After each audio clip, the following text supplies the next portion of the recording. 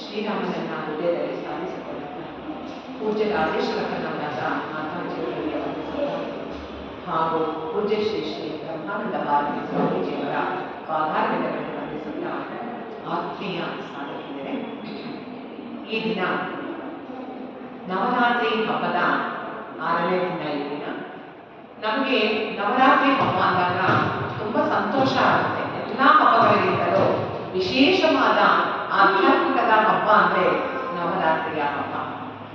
ಎಲ್ಲ ಹಬ್ಬಗಳನ್ನ ಒಂದೊಂದು ದಿನ ಆಚರಣೆ ಮಾಡ್ತೀವಿ, ಆದರೆ ನವರಾತ್ರಿ ಹಬ್ಬವನ್ನು ಮಾತ್ರ 10 ದಿನ ಆಚರಣೆ ಮಾಡ್ತೀವಿ. 10 ದಿನವೂ ಸಹ ಆ ದೇವಿಯ ಸೇವೆಗೆ ತೊಡಗುತ್ತಾ ದೇವಿಯ ಪೂಜೆಯ ಆರಾಧನೆ, ದೇವಿಯ ಮಹಾತ್ಮ ಕಥೆಯನ್ನು ಓದುತ್ತಾ, ಮುತ್ತೈದೆಯರಿಗೆ ಕುಂಕುಮ ಕೊಟ್ಟು ತಾಂಬೂಲಗಳನ್ನು ಕೊಟ್ಟು ದೇವಸ್ಥಾನಗಳಿಗೆ ಹೋಗಿ ಆ ದೇವಿಗೆ ಎಲ್ಲಾ ರೀತಿಯ ಅಲಂಕಾರಗಳನ್ನು ಒಂದೊಂದು ದಿನ ಒಂದೊಂದು ಅಲಂಕಾರಗಳನ್ನು ಮಾಡಿರ್ತಾರೆ. ಆ ದೇವಿಯನ್ನು ನೋಡಿ ಪೂರ್ಣವಾಗಿ ಬೆಳಗ್ಗೆಯಿಂದ ರಾತ್ರಿವರೆಗೂ ಸಹ ನಾವು ಆನಂದದಲ್ಲಿ ಮುಗಿರ್ತೀವಿ. ಮತ್ತೆ ಈ 10 ದಿನ ಆಧ್ಯಾತ್ಮಿಕದ ಸಾಧನೆ ಪ್ರತಿಯೊಬ್ಬರಲ್ಲೂ ಆಗಿರ್ತದೆ. ಚಿತ್ತ ಶುದ್ಧಿಯಾಗಿರ್ತದೆ, ನಮಗೆ ಗೊತ್ತಿಲ್ಲದೆ ಚಿತ್ತ ಶುದ್ಧಿಯಾಗಿರ್ತದೆ. ಆ ಭಗವಂತನ ಸ್ಮರಣೆಯಲ್ಲಿ ನಮ್ಮ ಮನಸ್ಸು ತೊಡಗಿರ್ತದೆ. ಅದಕ್ಕೆ ಎಲ್ಲ ಹಬ್ಬಗಳಿಗಿಂತಲೂ ಸಹ ನವರಾತ್ರಿ ಹಬ್ಬ ತುಂಬ ವಿಶೇಷವಾಗಿರ್ತಕ್ಕಂಥದ್ದು. ಮುಖ್ಯವಾಗಿ ನವರಾತ್ರಿ ಹಬ್ಬದಲ್ಲಿ 3 ಮುಖ್ಯವಾಗಿ ಮಾಡ್ತಕ್ಕಂಥದ್ದು. ಮೊದಲನೇದಾಗಿ ಪಾರ್ವತಿ ದೇವಿಯನ್ನ ಪೂಜೆ ಮಾಡ್ತೀವಿ, ನಂತರ ಲಕ್ಷ್ಮೀ ದೇವಿಯನ್ನ ಪೂಜೆ ಮಾಡ್ತೀವಿ, ಕೊನೆಗೆ ಸರಸ್ವತಿ ದೇವಿಯನ್ನ ಆರಾಧನೆ ಮಾಡ್ತೀವಿ. ಯಾಕೆ ಮೊದಲು ಪಾರ್ವತಿ ದೇವಿಯನ್ನ ಆರಾಧನೆ ಮಾಡ್ತೀವಿ ಅಂತಂದ್ರೆ, ತಮೋಗುಣದಲ್ಲಿ ಬಂದಿರ್ತೀವಿ ನಾವೆಲ್ಲರೂ ಸಹ. ಆ ತಮೋಗುಣದಿಂದ ಎಚ್ಚೆತ್ತುಕೊಳ್ಳಬೇಕಾದರೆ ಎಮ್ಮೆಗೆ ಹೇಗೆ ಒಂದು ಎಬ್ಬಿಸ್ತಾರೋ ಯಾವಾಗಲೂ ನಿಧಾನ ಸೋಂಬೇರಿಯಾಗಿರ್ತೀರಂತ, ಹಾಗೆ ಆ ದೇವಿ ಶಕ್ತಿ ನಮಗೆ ಪ್ರಚೋದನೆಯನ್ನು ಮಾಡ್ತಾ ನಮ್ಮನ್ನು ಎಬ್ಬಿಸ್ತಾಳೆ. ಅದಕ್ಕೆ ಮೊದಲ 3 ದಿನ ಪಾರ್ವತಿ ದೇವಿಯ ಆರಾಧನೆಯನ್ನು ಮಾಡ್ತೀವಿ. ಮತ್ತಾದ ನಂತರ ಲಕ್ಷ್ಮೀ ದೇವಿಯನ್ನ ಆರಾಧನೆ ಮಾಡ್ತೀವಿ. ಲಕ್ಷ್ಮೀ ದೇವಿ ಎಲ್ಲರಿಗೂ ತುಂಬ ಪ್ರಿಯವಾಗಿರ್ತಕ್ಕಂಥದ್ದು. ಯಾರಿಗೆ ಬೇಡ ಲಕ್ಷ್ಮಿ? ಪಾರ್ವತಿಯೊಬ್ಬಳೇ, ಸರಸ್ವತಿನೊಬ್ಬಳೇ, ಲಕ್ಷ್ಮಿನೊಬ್ಬಳೇ, ಎಲ್ಲ ದೇವಿಯ ಸೃಷ್ಟಿ ಕರ್ತಳು ಅವಳೇ ಅಂತ ಗೊತ್ತಿದ್ರೂ ಸಹ ನಮಗೆ ಲಕ್ಷ್ಮೀ ದೇವಿ ಅಂದರೆ ತುಂಬಾ ವಿಶೇಷ. ಯಾಕೆಂದ್ರೆ ಆಧ್ಯಾತ್ಮದ ಸಂಪತ್ತಿನ ಜೊತೆಗೆ ನಮಗೆ ಬೇಕಾಗಿರ್ತಕ್ಕಂಥದ್ದು ಐಶ್ವರ್ಯ, ಭೋಗ ಜೀವನಕ್ಕೆ. ಇದನ್ನ ಲಕ್ಷ್ಮೀ ದೇವಿ ಕೊಡ್ತಾರೆ ಅಂತಕ್ಕಂಥ ಭಾವನೆ ನಮ್ಮಲ್ಲಿ ಇದೆ. ಅದಕ್ಕೋಸ್ಕರ ಸದ್ಗುಣಗಳ ಸಂಪನ್ನೆಯಾಗಿರ್ತಕ್ಕಂತಹ ಲಕ್ಷ್ಮೀ ದೇವಿಯನ್ನ ರಜೋಗುಣ ಅಂದ್ರೆ ಏನು? ಮನಸ್ಸು ಚಂಚಲವಾಗಿರ್ತಕ್ಕಂಥದ್ದು. ಮನಸ್ಸು ಒಂದು ಕಡೆ ಸ್ಥಿರವಾಗಿ ನಿಲ್ಲೋದಿಲ್ಲ, ಎಲ್ಲಾ ಕಡೆಗೂ ಹೋಗ್ತಾ ಇರ್ತಾರೆ. ಆ ಒಂದು ಇದನ್ನ ಹತೋಟಿಗೆ ತಂದು ರಜೋಗುಣದಿಂದ ಆ ದೇವಿಯನ್ನ ಆರಾಧನೆ ಮಾಡ್ತಕ್ಕಂಥದ್ದೇ ಆಗಿರ್ತಕ್ಕಂಥದ್ದು. ಇನ್ನ ಸತ್ವಗುಣ ಸರಸ್ವತಿ ನಮ್ಮ ನಾಲಿಗೆ ಮೇಲೆ ನಡೆಯಬೇಕು. ಸರಸ್ವತಿ ಇಲ್ಲ ಅಂದ್ರೆ ನಾವು ವ್ಯಾಪಾರ ಮಾಡಿ ಹಣವನ್ನು ಗಳಿಸೋದಕ್ಕೆ ಸಾಧ್ಯವಿಲ್ಲ. ಒಂದು ಅಡಿಗೆ ಮಾಡುವುದಕ್ಕಾಗಲಿ, ಒಬ್ಬರ ಹತ್ತಿರ ಮಾತನಾಡೋದಕ್ಕಾಗಲಿ, ಒಟ್ಟಿನಲ್ಲಿ ನಾವು ಏನೇ ಒಂದು ಕೆಲಸವನ್ನ ಮಾಡಬೇಕಾದ್ರೂ ಸಹ ವಿದ್ಯೆ ಅಂತಕ್ಕಂಥದ್ದು ತುಂಬಾ ಮುಖ್ಯವಾಗಿರ್ತಕ್ಕಂಥದ್ದು. ಆ ಸರಸ್ವತಿ ಇಲ್ಲ ಅಂತಂದ್ರೆ ನಾವು ಯಾವ ಸಾಧನೆ ಮಾಡೋದಕ್ಕೆ ಸಾಧ್ಯವಿಲ್ಲ. ಅದಕ್ಕೆ ಲಕ್ಷ್ಮಿಯ ಜೊತೆಗೆ ಸರಸ್ವತಿ ವಿಶೇಷವಾಗಿ ನಮ್ಮಲ್ಲಿ ಇರಬೇಕು ಅನ್ನೋದು ನಮ್ಮ ಮನದಲ್ಲಿ ಅಂತರಾಳದಲ್ಲಿ ಗೊತ್ತಾಗಬೇಕಾಗುತ್ತೆ. ಇದನ್ನೇ ಸತ್ವಗುಣ ಅಂತ ಹೇಳಿ ಈ ರೀತಿಯಾಗಿ ನಾವು ಕೊನೆ 3 ದಿನ ಸರಸ್ವತಿ ಹಬ್ಬವನ್ನ ಆಚರಣೆ ಮಾಡ್ತೀವಿ. ಈಗ ನಮಗೆಲ್ಲ ದೇವಿಯ ಮಹಾತ್ಮೆ ಗೊತ್ತೇ ಇದೆ. ಯಾಕೆಂದ್ರೆ ದೇವಿ ಸೃಷ್ಟಿಕರ್ತವಾಗಿರ್ತಕ್ಕಂಥವಳು ಅವಳನ್ನು. ಆ ಸೃಷ್ಟಿಕರ್ತರಾಗಿರ್ತಕ್ಕಂಥವಳು ಸೃಷ್ಟಿ, ಸ್ಥಿತಿ, ಲಯ 3 ಸಹ ಅವಳೇ ಮಾಡಿರ್ತಕ್ಕಂಥದ್ದು. 3 ಮೂರನ್ನು ಸಹ ಅವಳ ದೇವಿಯನ್ನು ಕೊಟ್ಟಿದ್ದು ಬ್ರಹ್ಮ, ವಿಷ್ಣು, ಮಹೇಶ್ವರರಿಗೆ ಕೊಟ್ಟರು. ಅದಕ್ಕೆ ಇದಕ್ಕೆ ಒಂದು ರೀತಿಯಲ್ಲಿ ನಾವು ಸಂಪುಟ ಅಂತ ಹೇಳ್ತಾರೆ. ಏನು ಸಂಪುಟ ಅಂತ ಅಂದ್ರೆ ಮೇಲೆ ಒಂದು, ಮಧ್ಯ ಒಂದು, ಕೆಳಗೆ ಒಂದು ಇರ್ತಕ್ಕಂಥದ್ದು. ಮೇಲೆ ನಾವು ಯಾವುದನ್ನು ಪ್ರಾರಂಭ ಮಾಡ್ತೀವಿ ಅದು ಭದ್ರವಾಗಿರುವ ಹಾಗೆ ಮಧ್ಯದಲ್ಲಿ ಅದಕ್ಕೆ ಲೇಪನ ಮಾಡಿ ಜೋಪಾನ ಮಾಡಿರ್ತೀವಿ, ಕೆಳಗಡೆ ಒಂದನ್ನ ಇಟ್ಟಿರ್ತೀವಿ. ಈ ಸಂಪುಟದಲ್ಲೂ ಹಾಗೆ ಇದಕ್ಕೆ ಸಂಪುಟ ಅಂತ ಕರಿತೀವಿ. ಹಾಗೆ ನಾವು ಯಾವೊಂದು ವಿಷಯವನ್ನ ಮಾತಾಡಬೇಕಾದ್ರೂ ಸಹ ಮೊದಲು ಫೌಂಡೇಶನ್ ಹಾಕಿ ಹಾಕಬೇಕು. ಹೇಗೆ ಅಂತಂದ್ರೆ ಇವಾಗ ನಾವು ಏನಾದ್ರೂ ನಾಳೆ ಏನ್ ಮಾಡ್ಬೇಕು ಅಂತಂದ್ರೆ ಯಾವ್ದಾದ್ರು ಒಂದು ನಿಶ್ಚಯ ಹಾಕಲೇಬೇಕಾಗುತ್ತಲ್ಲ, ಅಂದ್ರೆ ಫೌಂಡೇಶನ್ ಅದ್ರ ಮಧ್ಯದಲ್ಲಿ ಸ್ಥಿತಿ ಸೃಷ್ಟಿ ಆಯ್ತು. ಏನ್ ಮಾಡ್ಬೇಕು ಅನ್ನೋದು ಸೃಷ್ಟಿ ಆಯ್ತು. ಸ್ಥಿತಿಗೆ ಏನು ಅದನ್ನ ಯಾವ ರೀತಿ ಅನ್ಕೊಂಡಿದೀವೋ ಅದನ್ನ ತಯಾರು ಮಾಡೋದಕ್ಕೆ ಬೇಕಾಗಿರ್ತಕ್ಕಂತಹ ಎಲ್ಲ ಪದಾರ್ಥಗಳು, ಸೌಲಭ್ಯಗಳು, ವಿಷಯಗಳಾಗಿರ್ಬೋದು, ಇವುಗಳನ್ನೆಲ್ಲ ನಾವು ಇದರ ಮೇಲೆ ಅದು ಜೋಪಾನವಾಗಿರುವಂತೆ ಹಾಳಾಗದಂತೆ ಮುಚ್ಚುಳಿಕೆ ಆಗಿರ್ಬೋದು, ವಿಷಯಗಳಾಗಿರ್ಬೋದು, ಅದು ಹೇಗೆ ಅಂತಂದ್ರೆ ಲಯವಾಗ್ತಕ್ಕಂಥದ್ದು. ಇದನ್ನೇ ಆಧ್ಯಾತ್ಮದಲ್ಲಿ ಸಂಪುಟ ಅಂತ ಕರೀತಾರೆ. ಅಂದ್ರೆ ನಮಗೆ ಮೊದಲನೇದಾಗಿ ಜೀವನದಲ್ಲಿ ವಿಚಾರಗಳು ತುಂಬಾ ಮುಖ್ಯವಾಗಿ ಬೇಕಾಗಿರ್ತವೆ. ಮೊದಲಿಗೆ ಸನಾತನ ಧರ್ಮ, ಸಂಸ್ಕೃತಿ, ಸಂಸ್ಕಾರ, ಈ ಒಂದು ಪೂಜ್ಯ ಶಂಕರಾಚಾರ್ಯರು ನಮಗೆ ಎಲ್ಲ ಉಪನಿಷತ್ತು, ಭಗವದ್ಗೀತೆ, ವೇದಾಂತಗಳಲ್ಲಿ ನಾವು ತಿಳಿಸ್ಕೊಳ್ತಾ ಬಂದಿದ್ದಾರೆ. ಪೂಜೆಯನ್ನ ಮಾಡುವುದನ್ನ ನಮಗೆ ಕರ್ಮದ ಆಚರಣೆ ಅಂತ ರೂಢಿ ಮಾಡಿಸಿದ್ರು. ಆ ಪೂಜೆಯನ್ನ ಮಾಡ್ತಾ ಮಾಡ್ತಾ ಮಾಡ್ತಾ ಸೃಷ್ಟಿಯಾಗಿರ್ತಕ್ಕಂಥ ದೇವಿನ ಸರ್ವ ರೂಪದಲ್ಲಿ ರೂಪಿಸಿಕೊಂಡು ನಾವು ಪೂಜೆಯನ್ನ ಮಾಡಿದ್ರು. ಅದಾದ ನಂತರ ಆ ಪೂಜೆಯಿಂದ ಮಾಡ್ತಾ ಮಾಡ್ತಾ ನಮ್ಮ ಮನಸ್ಸು ನಮಗೇ ಗೊತ್ತಿರದೆ ತಮೋ ಗುಣದಿಂದ ರಜೋ ಗುಣಕ್ಕೆ ಬಂತು. ರಜೋ ಗುಣದಿಂದ ಆ ಪೂಜೆ ಮುಕ್ತಾಯಗೊಳ್ಳುವುದರೊಳಗೆ ಸತ್ವ ಗುಣಕ್ಕೆ ನಮ್ಮ ಭಾವ ಬಂತು. ಇದನ್ನೇ ಸೃಷ್ಟಿ, ಸ್ಥಿತಿ, ಲಯ. ಏನು ವಿಚಾರನ ಪೂಜೆ ಮಾಡುವಾಗ ಏನೋ ದೊಡ್ಡವ್ರು ಹೇಳಿದರೆ ಪೂಜೆ ಮಾಡ್ಬೇಕಂತೆ ಅನ್ನೋ ಒಂದು ಭಾವದಲ್ಲೇ ಕುಳಿತುಕೊಂಡು ಸಹ ಆ ಮಂತ್ರಗಳನ್ನ ಹೇಳುತ್ತಾ ಆ ದೇವಿಯ ಆರಾಧನೆ ಮಾಡ್ತಾ ಮಾಡ್ತಾ ಮಾಡ್ತಾ ನಮಗೇ ಗೊತ್ತಿಲ್ಲ ಹಾಗೆ ಭಕ್ತಿ ನಮಗೆ ಬಂತು. ಭಕ್ತಿ ಯಾವಾಗ ಬಂತು? ಒಳಗಡೆ ಸ್ಫುರಣೆ ಆಯಿತು, ಜ್ಞಾನದ ಉದಯವಾಯಿತು. ಜ್ಞಾನದ ಉದಯವಾಗಿದ ತಕ್ಷಣ ಸ್ಥಿತಿಗೆ ಬಂದು ಅಪ್ಪ ಎಷ್ಟು ಚೆನ್ನಾಗಿ ಪೂಜೆ ಮಂತ್ರಗಳಿಂದ ಮನಸ್ಸು ಎಷ್ಟು ಪ್ರಶಾಂತವಾಯ್ತಲ್ವಾ, ಈ ಮಂತ್ರಗಳ ಅರ್ಥವನ್ನ ತಿಳ್ಕೊಂಡ್ರೆ ಇನ್ನೂ ಎಷ್ಟು ಜ್ಞಾನ ನಮ್ಮಲ್ಲಿ ಉತ್ಪತ್ತಿ ಆಗುತ್ತೆ, ನಾವು ಹೇಗೆ ಲಯವನ್ನ ಮಾಡಬೇಕು ಎಂದು ಸಹ ನಮಗೆ ಗೊತ್ತಾಗುತ್ತೆ. ಸೃಷ್ಟಿ, ಸ್ಥಿತಿ, ಲಯ, ಪೂಜೆ ಮುಗಿಯುವುದರೊಳಗೆ ಈ ಮೂರನ್ನು ಸಹ ನಾವು ಮಾಡ್ತೀವಿ. ಅದಕ್ಕೋಸ್ಕರ ಪೂಜೆ ಮುಗಿದ ಮೇಲೆ ನಾವು ಹೊರಗೆ ಬಂದಾಗ ಅದರ ಆನಂದವೇ ಸೇರಿ ಎಷ್ಟು ಪರಮಾನಂದವಾಗಿ ನಮ್ಮ ಮನಸ್ಸು ಪ್ರಶಾಂತವಾಗಿರುತ್ತದೆ. ಅಂತ ಆನಂದವನ್ನು ಪಡೆದಕ್ಕೆ ಸಂಪೂರ್ಣ ಅಂತ ಹೇಳ್ತೇವೆ. ಈ ರೀತಿಯಾಗಿ ನಾವು ಯಾವುದೇ ಒಂದು ಪೂಜೆಯನ್ನ ಮಾಡಬೇಕಾದ್ರೂ ಸಹ ಫಲ ಕೇಳ್ಬೋದು. ಫಲದ ಅಪೇಕ್ಷೆ ಇಲ್ಲದೆ ನಾವು ಪೂಜೆ ಮಾಡೋಕ್ಕಾಗೋದಿಲ್ಲ. ಈ ದೇವಿ ಪೂಜೆ ಫಲಿತ ಸಂಸ್ಥೆ ಮಾಡಿದರೆ ನಿಮ್ಮ ಕಷ್ಟಗಳೆಲ್ಲವೂ ಪರಿಹಾರ ಆಗುತ್ತೆ. ನೀವೇನು ಅನ್ಕೊಳ್ತೀರಾ ಕೆಲಸ ಸಾಧನೆ ಆಗುತ್ತೆ. ಈ ರೀತಿ ನಮಗೆ ಬೇಕಾಗಿರ್ತಕ್ಕಂತಹ ಇಷ್ಟಾರ್ಥಗಳು ಏನಿದೆ ಅದನ್ನ ಭಗವಂತನಲ್ಲಿ ಪ್ರಾರ್ಥನೆ. ಆ ಫಲದ ಅಪೇಕ್ಷೆ ಇದ್ದಾಗ ಆ ದೇವರಲ್ಲಿ ಭಕ್ತಿ ಶ್ರದ್ಧೆಗಳು ನಮಗೆ ಬರ್ತವೆ. ಫಲದ ಅಪೇಕ್ಷೆ ಇಲ್ಲದಿದ್ದಾಗ ದೇವರಲ್ಲಿ ಭಕ್ತಿ ಶ್ರದ್ಧೆಗಳು ನಮಗೆ ಕಡಿಮೆ ಆಗುತ್ತೆ. ಯಾತಕ್ಕೆ? ನಮ್ಗಿರ್ತಕ್ಕಂಥದ್ದು ಮನುಷ್ಯನಿಗೆ ಸಹಜವಾಗಿರ್ತಕ್ಕಂಥದ್ದು ಯಾವುದಾದ್ರೂ ಒಂದು ಬೆನಿಫಿಟ್ ಇದೆ ಅಂದ್ರೆ ಮಾತ್ರ ನಾವು ಕಾರ್ಯ ಸಾಧನೆಯನ್ನ ಮಾಡ್ತೀವಿ. ಅದರಿಂದ ಇಲ್ಲ ಅಂದ್ರೆ ನಾವೇನು ಮಾಡಕ್ಕೆ ಹೋಗೋದಿಲ್ಲ.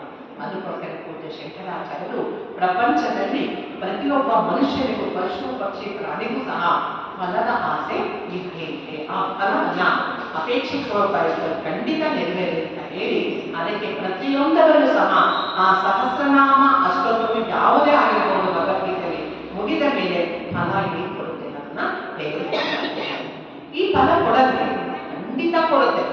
ಖಂಡಿತ ಅದರಲ್ಲಿರ್ತಕ್ಕಂಥ ಫಲಗಳೆಲ್ಲ ಕೊಡ್ತಾರೆ. ಯಾವಾಗ ಕೊಡುತ್ತೆ ಅನ್ನೋದು ಯಾವಾಗ ಕೊಡುತ್ತೆ?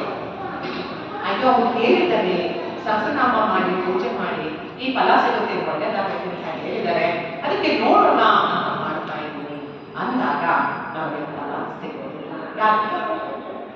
ಪ್ರಶ್ನೆ ಹಾಕೋಬೇಕು ನಾವೇ ಗೆದ್ದಿರ್ಲಿಲ್ಲ.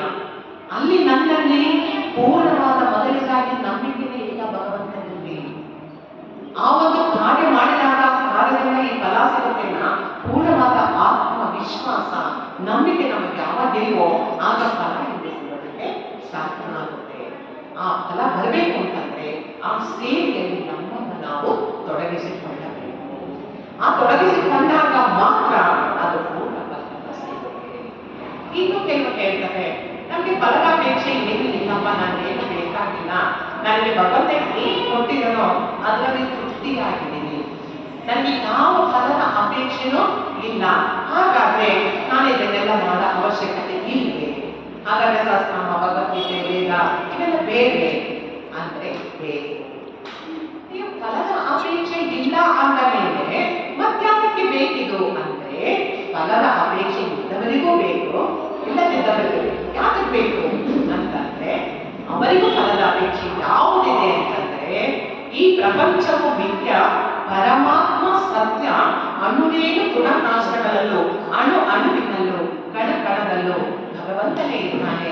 ಆ ಭಗವಂತನೇ ನನಗೆ ಬೇಕಾಗಿದೆ, ಅದಕ್ಕಾಗಿ ಈ ಜನ್ಮ ಬಂದಿರ್ತಕ್ಕಂಥದ್ದು, ಅದಕ್ಕೆ ನನಗೆ ಆ ಫಲ ಬೇಕಾಗಿದೆ, ಚಿತ್ತ ಶುದ್ಧಿ ಆಗ್ಬೇಕಾಗಿದೆ, ಈ ಮನಸ್ಸು ಪ್ರಶಾಂತವಾಗಬೇಕಾಗಿದೆ. ಅದಕ್ಕೋಸ್ಕರ ನಾನು ಲಲಿತಾ ಸಹಸ್ರನಾಮ, ವೇದ, ಉಪನಿಷತ್ತು ಎಲ್ಲದರ ಪಾರಾಯಣವನ್ನು ನಾನು ಮಾಡ್ತೀನಿ. ಎರಡು ಕಡೆ ಇದೆ. ಒಂದು ಬಾಹ್ಯದ ಶುದ್ಧಿ ಆದರೆ, ಬಾಹ್ಯದ ಚಟುವಟಿಕೆಗಳಲ್ಲಿ ಆ ಒಂದು ಕಾರ್ಯಗಳನ್ನು ಮುಗಿಸಬೇಕು ಅನ್ನೋದಿದ್ರೆ, ಆಂತರಿಕವಾಗಿ ಅಂತಃಕರಣದ ಶುದ್ಧಿ, ಚಿತ್ತ ಶುದ್ಧಿ ಆಗಬೇಕು ಅಂದಾಗ ಅದರ ಕಡೆ ನಾವು ಒಲವನ್ನು ಕೊಡಬೇಕು. ಈಗ ತಾನೇ ಹೇಳಿದ್ರೆ, ಪ್ರಾರಂಭದಲ್ಲಿ ಪೂಜೆಯನ್ನು ಮಾಡ್ತಾ ಬಂದು ಪೂಜೆಯನ್ನು ಮಾಡ್ತಾ ಮಾಡ್ತಾ ವಿವೇಕದಿಂದ ವಿಚಾರ ಮಾಡ್ತೀವಿ. ವಿಚಾರವನ್ನ ಮಾಡ್ತಾ ಮಾಡ್ತಾ ಭಕ್ತಿ ಶ್ರದ್ಧೆಯನ್ನ ಸಂಪಾದನೆ ಮಾಡಿಕೊಂಡು, ಆ ಭಕ್ತಿ ಶ್ರದ್ಧೆಯ ಸಂಪಾದನೆ ಮಾಡ್ಕೊಂಡ್ಮೇಲೆ ಈಗ ನಮಗೆ ಜ್ಞಾನ ಬಂದಿದೆ, ವಿವೇಕದಿಂದ ವಿಚಾರ ಮಾಡಿ ಜ್ಞಾನವನ್ನು ಪಡ್ಕೊಳ್ತಾ ಇದ್ವಿ. ಈಗ ನಮಗೆ ಗೊತ್ತಾಗಿದೆ ಭಗವಂತನೇ ಬೇಕು ಎಂಬ ಸತ್ಯದ ಅರಿವು ನಮಗಾಗಿದೆ. ಹಾಗಾದರೆ ಈ ಸತ್ಯದ ಭಗವಂತನೇ ಬೇಕೆಂಬುದನ್ನ ನಾವು ಪಡ್ಕೋಬೇಕಾದರೆ ದೇವಿ ಮಹಾತ್ಮೆ ನಾವು ನೋಡಿದೀವಿ. ಒಂದೊಂದು ದಿವಸ ಒಂದೊಂದು ಕಥೆಯಲ್ಲಿ ಏನ್ ಬಂದಿದೆ, ಒಬ್ಬೊಬ್ಬ ರಾಕ್ಷಸರನ್ನ ಸಂಹಾರ ಮಾಡ್ತಾ ಬರ್ತಾರೆ. ಹಾಗಾದ್ರೆ ಏನಪ್ಪ ದೇವಿ ಮಹಾತ್ಮೆ ಇಷ್ಟೇನಾ? ಈ ದಿನ ಒಬ್ಬೊಬ್ಬ ಸಂಹಾರ ಮಾಡ್ತಾನೆ ಇದ್ದಾರೆ. ಆ ರಕ್ತಬೀಜ ಸಂಹಾರ, ಆ ಒಂದು ಹನಿ ರಕ್ತ ಬಿದ್ದರೆ ಸಾವಿರಾರು ರಾಕ್ಷಸರು ಹುಟ್ಟುಕೊಳ್ತಾರೆ. ಅದನ್ನೆಲ್ಲ ಸಂಹಾರ ಮಾಡಿ ಆ ರಕ್ತವನ್ನೆಲ್ಲ ಉಳಿಸು ಅಂದ್ರೆ ನಮ್ಮ ಮೈ ರೋಮಾಂಚನ ಆಗುತ್ತೆ. ಹೇಗೆ ಸಾಧ್ಯ? ಇದೆಲ್ಲ ಆ ದೇವಿ ಇಷ್ಟೆಲ್ಲ ಅವತಾರವನ್ನ ತಾಳಿ ಯಾತಕ್ಕೋಸ್ಕರ ಮಾಡಿದ್ದು ಅಂದ್ರೆ ತ್ಯಾಗಮಯಿಯವರು. ಅದಕ್ಕೆ ಏನ್ ಮಾಡಿದ್ರು, ದುಷ್ಟರನ್ನ ಸಂಹರಿಸಿ ಶಿಷ್ಟರನ್ನ ರಕ್ಷಿಸೋದಕ್ಕೋಸ್ಕರ ಎಲ್ಲ ಅವತಾರಗಳನ್ನು ಅವರೇ ತಾಳಿ ಒಂದೊಂದು ದಿವಸ ಬರದಲ್ಲ, ಶೈಲಪುತ್ರಿ ಅವತಾರ, ಬ್ರಹ್ಮಚಾರಿ, ಎಲ್ಲ ಅವತಾರಗಳನ್ನ ತಾಳಿ ಎಲ್ಲ ರಾಕ್ಷಸರನ್ನು ಸಹ ಸಂಹಾರ ಮಾಡಿಬಿಟ್ಟು, ಆ ಸಂಹಾರ ಮಾಡಿದಾಗ ನಮ್ಗೆ ಗೊತ್ತಾಗುತ್ತೆ ದೇವಿಯ ಒಂದು ಮಹತ್ವ ಎಷ್ಟು ಇದೆ. ಜಗನ್ನಿವಾಸ ವಿಷ್ಣು, ಪರಮಾತ್ಮ, ಶಿವ ಎಲ್ಲರೂ ಸಹ ಆ ಒಂದು ತಾಯಿಯಿಂದಲೇ ಮಾಡ್ತಾರೆ. ಆ ತಾಯಿಗೆ ಮಾಡಲು ಸಾಧ್ಯ ಆಯಿತು ಅಂತಂದ್ರೆ ಆ ತ್ಯಾಗಮಯ ತಾಯಿ ಮಾತ್ರ ಮಾಡೋದಕ್ಕೆ ಸಾಧ್ಯವಾಗಿರ್ತಕ್ಕಂಥ.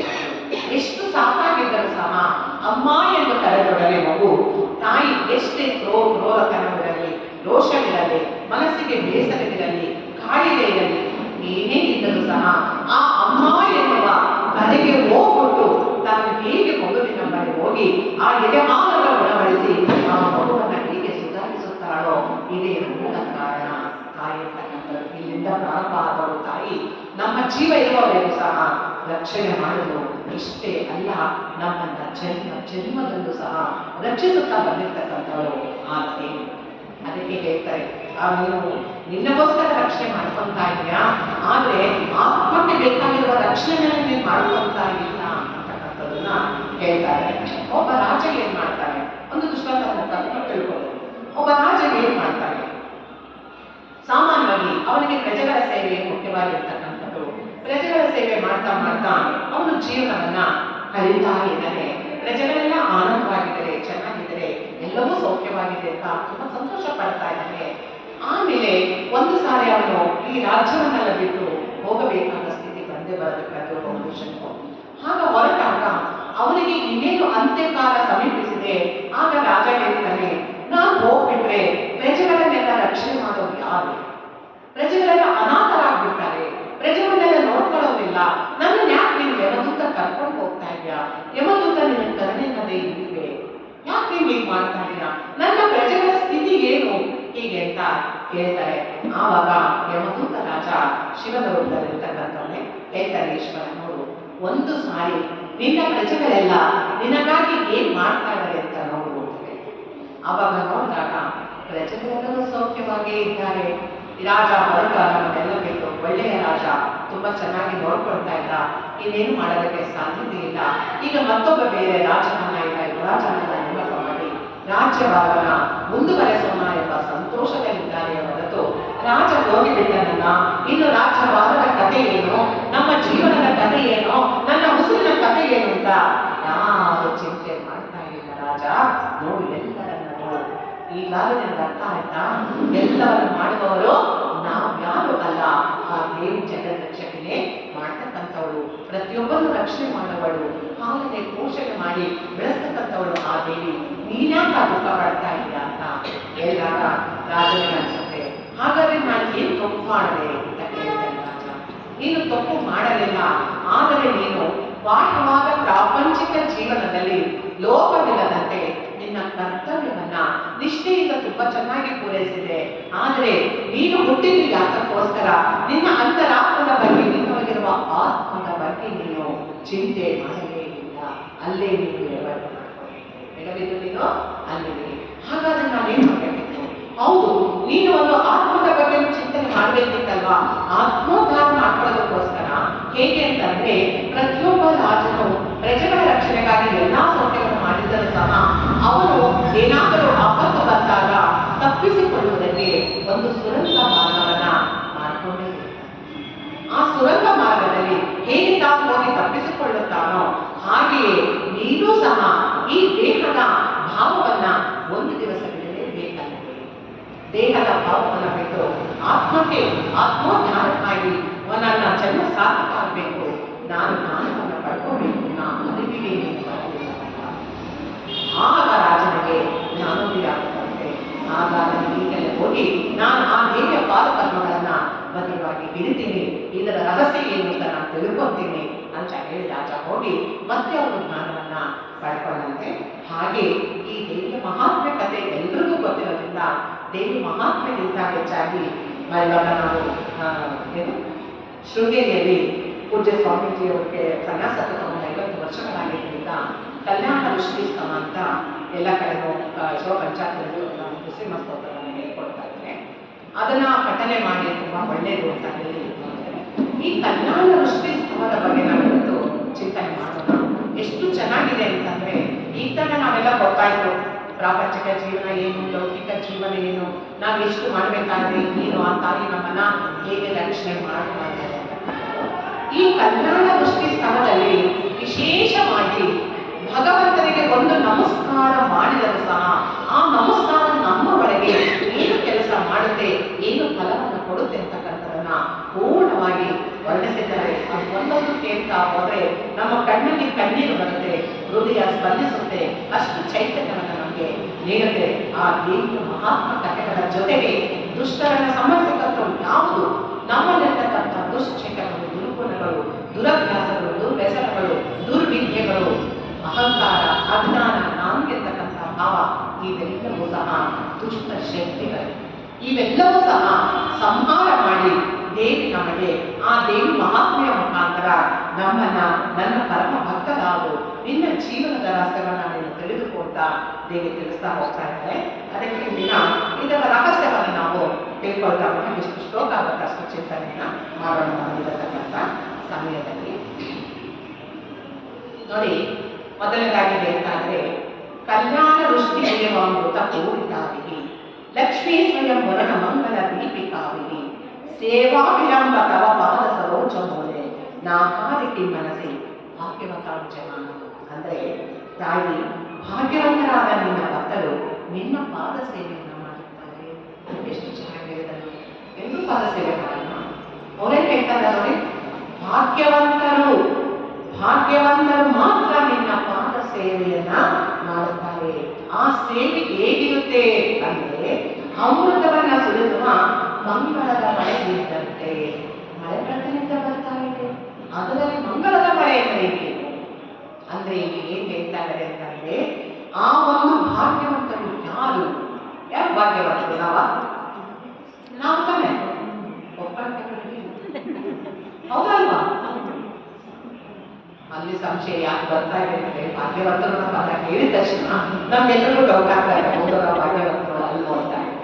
ಖಂಡಿತ ಅವರೇ ಹೇಳ್ತಾರೆ ಅಂದ್ರೆ, ಯಾರು ಆ ದೇವಿಯ ಒಂದು ಪಾದ ಪದ್ಮಗಳಲ್ಲಿ ಪೂರ್ಣವಾದ ಮನಸ್ಸನ್ನ ಇಟ್ಟು ಆ ದೇವಿಯ ಸೇವೆಯನ್ನ ಪ್ರತ್ಯಕ್ಷವಾದ ದೇವಿಯೇ ಬಂದಿದ್ದಾರೆ ಎಂದು ಭಾವಿಸಿ ಆ ಸೇವೆಯನ್ನ ಯಾರು ಮಾಡ್ತಾರೋ ಅವರಿಗೆ ಮಂಗಳದ ಬೆಳಸಿದಂತೆ ಸದಾಕಾಲ ಅವರಿಗೆ ಏನಾಗುತ್ತೆ, ಮಂಗಳವೇ ಆಗ್ತಾ ಇರ್ತದೆ, ಅವರಿಗೆ ಅಮಂಗಳ ಅಂತೂ ಇಲ್ಲವೇ ಇಲ್ಲ. ಹೇಗಿರುತ್ತೆ ಅಂತಂದ್ರೆ ಲಕ್ಷ್ಮೀ ಸ್ವಯಂವರದಲ್ಲಿ ದೀಪವಿದ್ದಂತೆ. ಲಕ್ಷ್ಮೀ ಸ್ವಯಂವರದಲ್ಲಿ ಆ ವಿಷ್ಣುನು ಆ ಲಕ್ಷ್ಮೀ ಸ್ವಯಂವರದಲ್ಲಿ ಆ ಒಂದು ಮಾಂಗಲ್ಯವನ್ನು ಕಟ್ಟುವಾಗ ಇಡೀ ಜಗತ್ತಿಗೆ ಆ ದೀಪ ಬೆಳಗಬೇಕು ಇಂಥ ಒಂದು ಸ್ವಯಂವರ ಅಂತ ಹೇಳಿ ಆ ವಿಷ್ಣು ನಾರಾಯಣನು ಲಕ್ಷ್ಮಿಯ ಕೊರಳಿಗೆ ಮಂಗಲವನ್ನು ಕಟ್ತಾರಂತೆ. ಅಂತಹ ದೀಪ ಏನಾಗುತ್ತೆ, ಆ ದೀಪ ನಮ್ಮಂತರ ಸಾಮಾನ್ಯರ ಮದುವೆ ಅಲ್ಲ. ಈ ದೀಪ ಸದಾ ಜ್ಞಾನದ ಜ್ಯೋತಿ ಬೆಳಗುತ್ತಿರುವ ಹಾಗೆ ಬೆಳಕನ್ನು ನೀಡತಕ್ಕಂತಹ ಆ ಪರಮ ಜ್ಯೋತಿ. ಅಂತಹ ಒಂದು ಜ್ಯೋತಿ ಇದ್ದಂತೆ ಇಂತಹ ಭಕ್ತರ ಮನಸ್ಸಿಗೆ ನೀನು ಏನನ್ನು ಕೊಡಲಿಲ್ಲ ದೇವಿ, ಏನನ್ನು ಕೊಡಲಿಲ್ಲ, ಎಲ್ಲವನ್ನೂ ಕೊಟ್ಟಿದ್ದೀಯಾ. ಯಾರು ನಿನ್ನ ಪಾದ ಸೇವೆಯನ್ನ ಭಾಗ್ಯವಂತರಾಗಿರ್ತಕ್ಕಂಥವರು ಭಕ್ತಿ ಶ್ರದ್ಧೆಯಿಂದ ಮಾಡುತ್ತಾರೋ ಅಂತವರಿಗೆ ನಿಜವಾಗಿಯೂ ಸಹ ನೀನು ಮಂಗಲದ ಮರೆಯನ್ನ ಸಲ್ಲಿಸಿ ಅಮೃತದ ಬಿಂದುಗಳಂತೆ ಸದಾ ಹೃದಯಕ್ಕೆ ಅಮೃತದ ಆನಂದದ ಸಭೆಯಲ್ಲಿ ಕೊಡುಗೆ ತಾಯಿ. ಇದು ನಿನ್ನ ನಿಜವಾದ ಸೇವೆ, ಸೇವಾವಿರಂಭ. ಇದು ಸೇವೆ ಸೇವೆ ಮಾಡೋದಲ್ಲ, ಸೇವಾವಿರಂಭ ತವ ಪಾದ ಸರೋಜ ಮೂಲೆ. ಆ ಸರೋಜ ದೇವಿಯನ್ನು ಆರಾಧಿಸ್ತಕ್ಕಂಥ ಮೂಲ ಇದು ಅಂತಕ್ಕಂಥದನ್ನ ಪೂರ್ಣವಾಗಿ ತುಂಬಾ ಚೆನ್ನಾಗಿ ಹೇಳ್ತಾರೆ. ಒಂದೊಂದು ಶ್ಲೋಕದಿಂದ ಏನೇನು ಸಿಗುತ್ತೆ ಅನ್ನೋದನ್ನ ನಿಮ್ಗೆ ಹೇಳ್ಕೊಂಡು ಹೋಗ್ತೀನಿ, ಆಮೇಲೆ ಒಂದೊಂದು ಶ್ಲೋಕನೆ ವಿವರಿಸ್ತಾ ಹೋಗ್ತೀನಿ ನೋಡಿ. ಮೊದಲನೇದಾಗಿ ಭಾಗ್ಯವಂತರು ನಿನ್ನ ಭಕ್ತರು ಪಾದ ಸೇವೆಯನ್ನ ಮಾಡಿದರೆ ನಿನ್ನ ಭಕ್ತರ ಮನಸ್ಸಿಗೆ ನೀನು ಏನನ್ನು ತಾನೇ ಕೊಡುವುದಿಲ್ಲ, ಎಲ್ಲವನ್ನೂ ಕೊಡುವುದಿಲ್ಲ. ಎರಡನೇ ಶ್ಲೋಕದಲ್ಲಿ ಹೇಳ್ತಾರೆ, ಎರಡನ್ನ ಹೆಚ್ಚಾಗಿ ಇಷ್ಟಪಡುತ್ತೇವೆ. ಒಂದು ನಿನ್ನ ಕಣ್ಣು, ನಿನ್ನನ್ನು ಗಮನಿಸುವಾಗ ನನ್ನ ಕಣ್ಣುಗಳು ನೀರಿನಿಂದ ತುಂಬಿಕೊಳ್ಳುವುದು. ಎರಡನೇದು ಅಮೃತದಂತೆ ತೊಳೆದಿರುವ ಅರುಣನ ಕಾಂತಿಗೆ ಸಮಾನವಾದ ನಿನ್ನ ವಿಗ್ರಹದ ಸಾಮೀಪ್ಯ. ಮೂರನೇ ಶ್ಲೋಕದಲ್ಲಿ ಹೇಳ್ತಾ ಇದ್ದಾರೆ, ನಿನಗೆ ಯಾರು ನಮಸ್ಕರಿಸುತ್ತಾರೋ ಅವರಿಗೆ ಅಣಿಮಾದಿ ಸಿದ್ಧಿಗಳು ಸ್ಥಿರವಾಗಿ ನೆಲೆಸುತ್ತವೆ. ಎಲ್ಲ ಜ್ಞಾಪಕ ಇಟ್ಕೊಳ್ಳಿ, ಎಲ್ಲರೂ ನಮಸ್ಕಾರ ಮಾಡ್ತೀವಿ, ಆದರೆ ನಮ್ಗೆ ಯಾವ ಅಣಿಮಾದಿ ಸಿದ್ಧಿಗಳು ಬರಲಿಲ್ವೇ ಅದರ ಸಾಧ್ಯ ಗೊತ್ತಾಗ್ತದೆ. ಏನೋ ನಮಸ್ಕರಿಸಿದಾಗ ಅಣಿಮಾದಿ ಸಿದ್ಧಿಗಳು ಸ್ಥಿರವಾಗಿ ನೆಲೆಸುತ್ತವೆ. ನಾಲ್ಕನೇದಾಗಿ ಹೇಳ್ತಾ ಇದ್ದಾರೆ, ಕಾಂತಿಪೂರ್ಣವಾದ ಭಕ್ತರ ಮೇಲೆ ನಿನ್ನ ಕರುಣೆ ಬಿದ್ದರೆ ಸಾಕು, ನಮ್ಮ ಸೌಂದರ್ಯವೇ ಹೆಚ್ಚಾಗುತ್ತದೆ. ಎಂಥ ಸೌಂದರ್ಯ, ಆ ದೇವಿಯ ಆ ಕಾಂತಿಯ ರೂಪ ನನ್ನ ಮುಖದಲ್ಲಿ ಸೌಂದರ್ಯ ಹೆಚ್ಚಾಗುತ್ತೆ. ಐದನೇ ಶ್ಲೋಕದಲ್ಲಿ ಹೇಳ್ತಾರೆ, ಶ್ರೀಚಕ್ರವಾಸಿನಿ ತ್ರಿಪುರವಾಸಿನಿ ನಿನ್ನನ್ನ ಬೀಜಾಕ್ಷರವಾಗಿರ್ತಕ್ಕಂಥ ಹರಿಕಾರದಿಂದಲೇ ಉಚ್ಚಾರ ಮಾಡಬೇಕು. ಆ ಮಾಡಿದಾಗ ಯಾರಿಗೂ ಸಹ ಯಮದೂತರ ಹೆದರಿಕೆ, ಯಮದೂತರ ಹೆದರಿಕೆ ಬರವೇ ಇಲ್ಲ. ಇನ್ನ ಆರನೇ ಶ್ಲೋಕದಲ್ಲಿ ಹೇಳ್ತಾ ಇದ್ದಾರೆ, ತ್ರಿಪುರ ಸುಂದರಿಯಾಗಿರ್ತಕ್ಕಂತಹ ಶಿವನ ಬಾಧೆಯ ಅರ್ಧನಾರೀಶ್ವರನಾಗಿರ್ತಕ್ಕಂಥ ನೀಲಕಂಠ, ಆ ಕಂಠದಲ್ಲಿ ವಿಷವಿದ್ದಾಗಲೂ ಸಹ ಆ ಪಾರ್ವತಿ ದೇವಿ ಬಂದಾಗ ದಕ್ಷಿಣೆ ಮಾಡಿದಕ್ಕೆ ಅಲ್ಲದೆ ಆ ಕ್ರೂರ ವಿಷವನ್ನು ಸಹ ನೀನು ಸಹಿಸಿಕೊಂಡಿದ್ದು. ಅದೇ ರೀತಿ ನಮಗೂ ಸಹ ಆ ಕ್ರೂರ ವಿಷವನ್ನು ಬರಲು ತೆಗೆದು ಹಾಕುತ್ತೀವಿ ತಾಯಿ. ಇನ್ನ ಏಳನೇ ಶ್ಲೋಕದಲ್ಲಿ ಹೇಳ್ತಾ ಇದ್ದಾರೆ, ಯಾರು ಆ ದೇವಿಯನ್ನ ಪಾದಗಳಿಗೆ ನಮಸ್ಕಾರ ಮಾಡ್ತಾರೋ ಅವರಿಗೆ ಚಕ್ರವರ್ತಿ ಪದವಿಯನ್ನು ಕೊಡುತ್ತೇನೆ ಅಂತ ಹೇಳ್ತಾರೆ. ಇನ್ನ ಎಂಟನೇ ಶ್ಲೋಕದಲ್ಲಿ ನಿನ್ನನ್ನ ಒಂದು ಸಾರಿ ನೋಡುವ ದೃಷ್ಟಿ ಸರಿಯಾಗಿ ನೋಡಿದ್ದೆ ಆದರೆ ಯಾವ ರೀತಿ ನೋಡಬೇಕು, ನೀನು ಕಲ್ಪವೃಕ್ಷವಿದ್ದಂತೆ ಅಂತ ಯಾರು ಭಾವಿಸಿ ನಿನ್ನನ್ನು ನೋಡುತ್ತಾರೋ ಅಂತವರಿಗೆ ಪೂರ್ಣವಾಗಿ ಉದ್ಧಾರ ಮಾಡಬೇಕಾಗಿ. ಒಂಬತ್ತನೇ ಶ್ಲೋಕದಲ್ಲಿ ಹೇಳ್ತಾನೆ, ಎಲ್ಲಾ ದೇವತೆಗಳಿದ್ದಾರೆ, ಅನೇಕ ದೇವತೆಗಳಿದ್ದಾರೆ, ಸಣ್ಣ ಪುಟ್ಟ ದೇವತೆಗಳಿಂದಲೂ ಶಕ್ತಿಯುತವಾಗಿರ್ತಕ್ಕಂಥ ದೇವತೆಗಳ ತನಕ ಇದ್ದಾರೆ. ಆದರೆ ಯಾರು ನಿನ್ನ ಯಾವ ಸಣ್ಣ ಪುಟ್ಟ ದೇವಿ ಆಗಿರ್ಬೋದು, ದೊಡ್ಡ ದೇವಿ ಆಗಿರ್ಬೋದು, ಮನಸ್ಸಿಟ್ಟು ಪೂರ್ಣವಾಗಿ ನಿನ್ನ ಸ್ಮರಣೆಯನ್ನು ಮಾಡುತ್ತಾರೋ ಅವರಿಗೆ ನಿನ್ನನ್ನೇ ಶಕ್ತಿ ಹೋಗುತ್ತೇನೆ ಭಗವಂತನೇ, ನನ್ನೊಳಗೆ ನಿಲ್ಲಿಸ್ಕೊಳ್ತೀನಿ ಭಗವಂತ ಹೇಳ್ತಾ ಇದ್ದಾರೆ.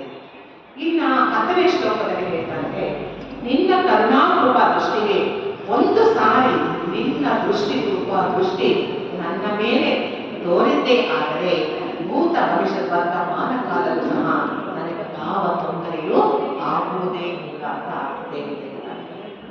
ಇನ್ನ 11ನೇ ಶ್ಲೋಕದಲ್ಲಿ ಹೇಳ್ತಾರೆ, ರೀಂ ಎಂಬ ನಿನ್ನ ಶುಭನಾಮವನ್ನ ಯಾರು ಗತಿಯಿಂದ ತಪ್ಪದೆ ಪಠಿಸುತ್ತಾರೋ ಅವರಿಗೆ ಲಕ್ಷ್ಮೀ ದೇವಿಗೆ ಧನಧಾನ್ಯ ಸ್ವರೂಪರಾಗಿ ಅವರ ಮನೆಗೆ ಬಂದು ಅವರ ಜೊತೆಗೆ ನಿಂತು ದೇವಿಯ ಸೇವೆಗೆ ಕರೆಯುತ್ತಾರೆ. ಇನ್ನ 12ನೇ ಶ್ಲೋಕ ಹೇಳ್ತಾರೆ, ತಾಯಿ ನಿನಗೆ ಮಾಡುವ ನಮಸ್ಕಾರವು ಭಕ್ತರಿಗೆ ಸಕಲ ಸಂಪತ್ತುಗಳನ್ನ ತರಳಿಸುತ್ತದೆ, ಸಕಲೇಂದ್ರಿಯಗಳು ಆನಂದವನ್ನ ಹೊಂದುತ್ತದೆ, ಸಕಲೇಂದ್ರಿಯಗಳು ಆನಂದವನ್ನ ಹೊಂದುತ್ತದೆ.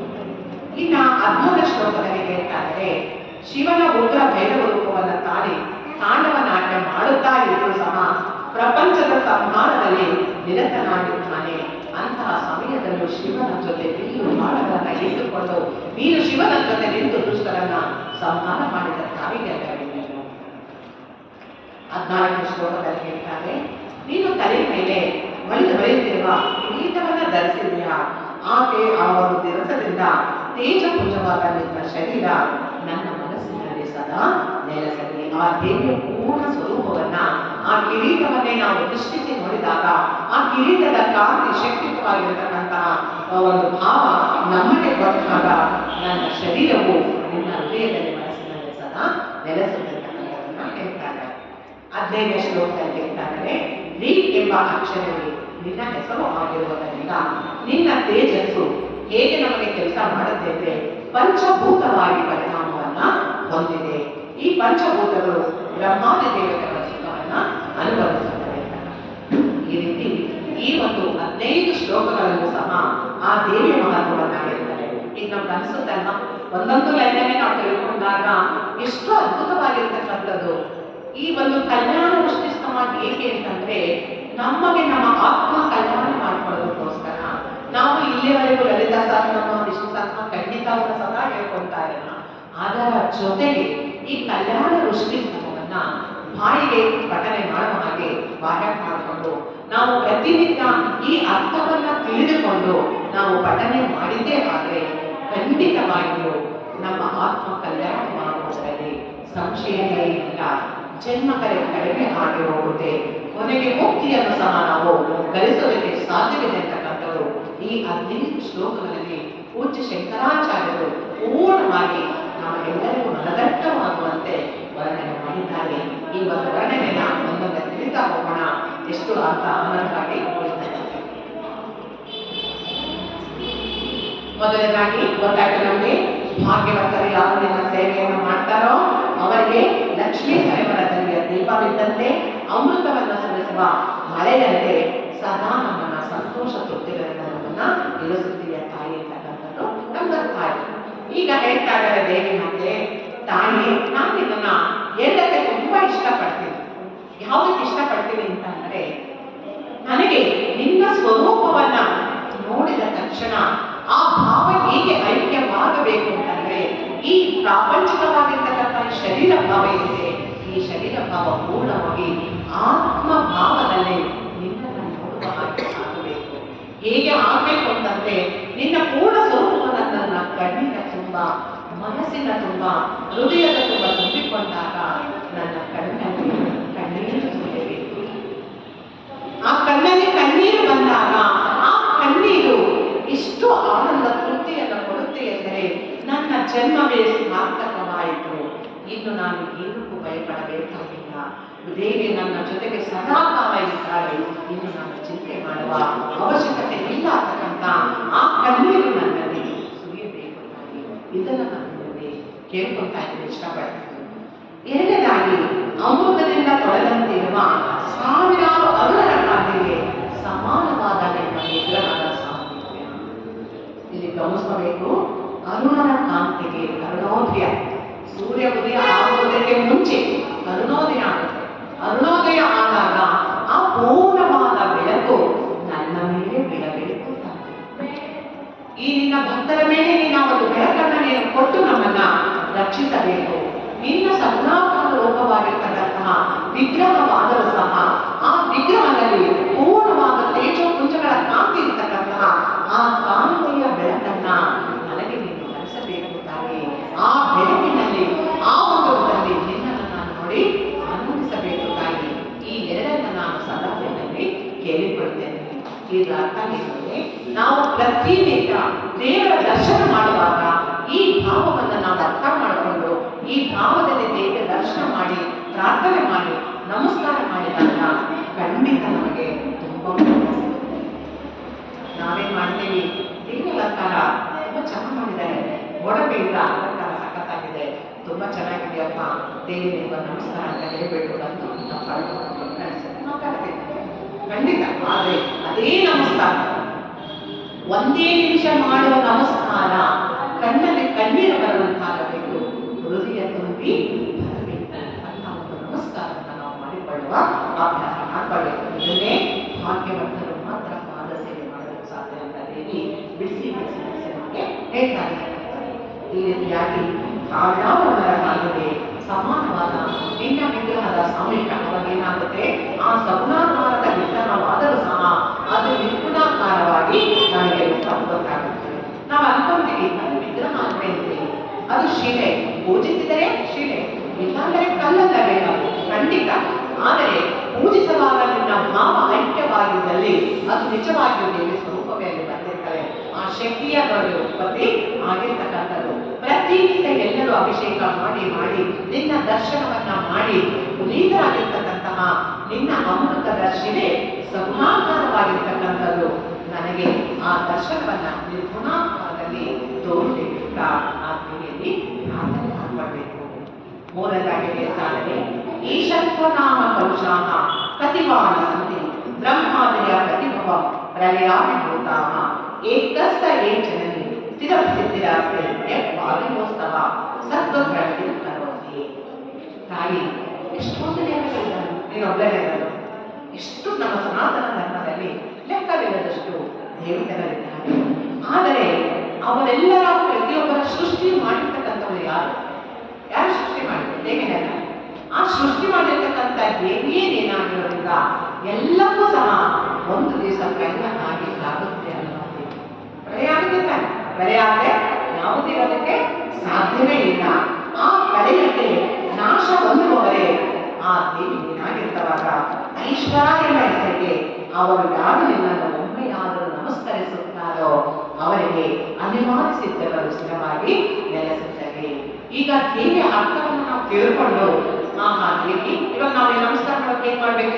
ನಾವು ಮಾಡುವಾಗ ದೇವಿ ನೀನು ಎಲ್ಲರಲ್ಲೂ ಸೃಷ್ಟಿಯಲ್ಲಿ ಸೃಷ್ಟಿ ಮಾಡಿರ್ತಕ್ಕಂಥದ್ದು, ಪ್ರಳಯವೂ ನೀನೇ ಮಾಡತಕ್ಕಂಥದ್ದು, ನಿನಗೆ ನಾನು ನಮಸ್ಕಾರ ಮಾಡ್ತಾ ಇದ್ದೀನಿ ದೇವಿ, ನನಗೆ ಅನಿವಾರ್ಯ ಸಿದ್ಧಗಳು ಸ್ಥಿರವಾಗಿ ನೆಲೆಸುವಂತೆ ಮಾಡು ಅಂತ ಕೇಳ್ಕೊಂಡಾಗ ಆ ದೇವಿ ಖಂಡಿತವಾಗಿ ನಮಗೆ ಕೊಡ್ತಾರೆ. ಅನಿವಾರ್ಯ ಸಿದ್ಧಿಗಳು ಒಂದಲ್ಲ, ಆ ಸಿದ್ಧಿಗಳ ಬಗ್ಗೆ ಹೇಳ್ಕೊಂಡು ಒಂದು ತಿಂಗಳು ಸಲ ಆ ಸಿದ್ಧಿಗಳನ್ನ ಪಡ್ಕೊಳ್ತಕ್ಕಂಥದ್ದು ನಮಗೆ ಭಕ್ತಿ ಶ್ರದ್ಧೆಯಿಂದ ಕೇವಲ ಒಂದು ನಮಸ್ಕಾರ. ಆ ನಮಸ್ಕಾರ ಎಷ್ಟು ನಮಗೆ ಫಲವನ್ನ ಕೊಡುತ್ತೆ ಅಂದ್ರೆ ಈಗ ನಮ್ಗೆ ಅರ್ಥ ಆಗುತ್ತೆ. ಕಲ್ಯಾಣ ವರ್ಷ ನಮ್ಗೆ ಗೊತ್ತಾಗುತ್ತೆ. ಅಪ್ಪ ದೇವಸ್ಥಾನಕ್ಕೆ ಬಂದು ಒಂದು ನಮಸ್ಕಾರವನ್ನ ದೇವಿಗೆ ಮಾಡೋದ್ರಿಂದ ಎಷ್ಟು ಫಲಗಳು ನಮಗೆ ಸಿಗುತ್ತೆ. ಪ್ರಾಪಂಚಿಕವಾಗಿರ್ತಕ್ಕಂತಹ ಇಷ್ಟಾರ್ಥಗಳೂ ಈಡೇರುತ್ತವೆ, ಆಂತರಿಕವಾದ ಆತ್ಮಜ್ಞಾನವೂ ಲಭಿಸುತ್ತದೆ, ನನ್ನ ಜನ್ಮವೂ ಸಾರ್ಥಕವಾಗುತ್ತದೆ. ಯಾಕೆಂದ್ರೆ ಯಾವತ್ತಿದ್ರೂ ಸಹ ನಾವು ಆ ದೇವಿ ಕಡೆಗೆ ಹೋಗಲೇಬೇಕು. ವಾಸವಿ ದೇವಿ ಕಥೆಯಲ್ಲಿ ಕುಸುಮಾಂಬೆ ಕುಸುಮ ಶ್ರೇಷ್ಠಿಗಳ ತಂದೆ ತಾಯಿ ಕುಸುಮಾಂಬೆ ಕುಸುಮ ಶ್ರೇಷ್ಠಿಗೆ ಹೇಳ್ತಾರೆ, ನಾವು ಮರೆತು ಬಿಟ್ಟು ನಿಮಗೆ ಮಕ್ಕಳಾಗಲಿಲ್ವಲ್ಲ, ಮಕ್ಕಳಾಗಬೇಕೆಂಬ ಚಿಂತೆಯಲ್ಲೇ ತೊಡಗಬೇಕು. ಆದ್ರೆ ನಾವು ಯಾವುದಕ್ಕೋಸ್ಕರ ಈ ಭೂಮಿ ಮೇಲೆ ಬಂದು ನಮ್ಮ ಕರ್ತವ್ಯ ಎನ್ನುವುದನ್ನೇ ಮರೆತು ಬಿಟ್ಟು ಈ ಮೋಹದಲ್ಲೇ ಸಿಲುಕಿಕೊಂಡು ನಿಮಗೆ ಮಕ್ಕಳಾಗಲಿಲ್ಲ, ಸಂತಾನವಾದಲಿಲ್ಲ ಒಂದು ದುಃಖ ಭಾವದಲ್ಲಿ ದೇವರಲ್ಲಿ ಪ್ರಾರ್ಥನೆ ಮಾಡುತ್ತಾ ನಿಂತ್ಕೊಂಡ್ಬಿಟ್ಟು ಈಗ ಜ್ಞಾನೋದಯವಾಯಿತು, ಭಗವಂತ ಎಂದು ಕೊಡಬೇಕು ಎಂದು ಕೊಡುತ್ತಾನೆ, ಎಂದು ಜಗತ್ತನ್ನು ಬೆಳಬೇಕು ಬಿಡುತ್ತಾನೆ, ಅವರ ವಂಶವೃದ್ಧಿಯನ್ನ ಮಾಡ್ತಕ್ಕಂಥದ್ದು ನಾನು ಅಲ್ಲ, ಆ ಭಗವಂತನೇ ಮಾಡ್ತಾ ಇರ್ತಕ್ಕಂಥದ್ದು. ಭಗವಂತ ಮಾಡುವಾಗ ನನ್ನ ಕೆಲಸ ಏನಿದೆ, ದೊಡ್ಡದಾಗಿ ನಾನೇ ಮಾಡ್ತಿದ್ದೀನಿ ಕರ್ತವ್ಯ, ನಾನೇ ಇದ್ದ ವಂಶ, ನಾನೇನಾದ್ರೂ ಅಲ್ಲ ಅವ್ರಿಗೆ ಮಗು ನಿನಗೆ ಬೇಗ ಮಗು ಆಗಲಿಲ್ಲ ಬಿಟ್ರೆ ಆ ಮಗು ಆಗ್ಬಿಡುತ್ತಾ? ಆ ದೇವಿ ಕರುಣಿಸಬೇಕಲ್ಲವೇ? ಅದಕ್ಕಾಗಿ ನಿಮಗೆ ಯಾವಾಗ ದೇವರು ಕೊಡಬೇಕಾವಾಗ ಕೊಡ್ತಾನೆ, ಖಂಡಿತ ವಂಶವು ಬೆಳೀತಾನೆ, ನೀವು ಚಿಂತಿಸಬೇಡಿ. ನಾವು ಮಾನವ ವೃತ್ತಾಶ್ರಮಕ್ಕೆ ಹೋಗೋದಕ್ಕೆ ನಮಗೆ ಅವಕಾಶ ಮಾಡಿಕೊಡಿ, ಅನುಮತಿ ಕೊಡಿ ಅಂತ ಕೇಳ್ಕೊಂತಾರೆ.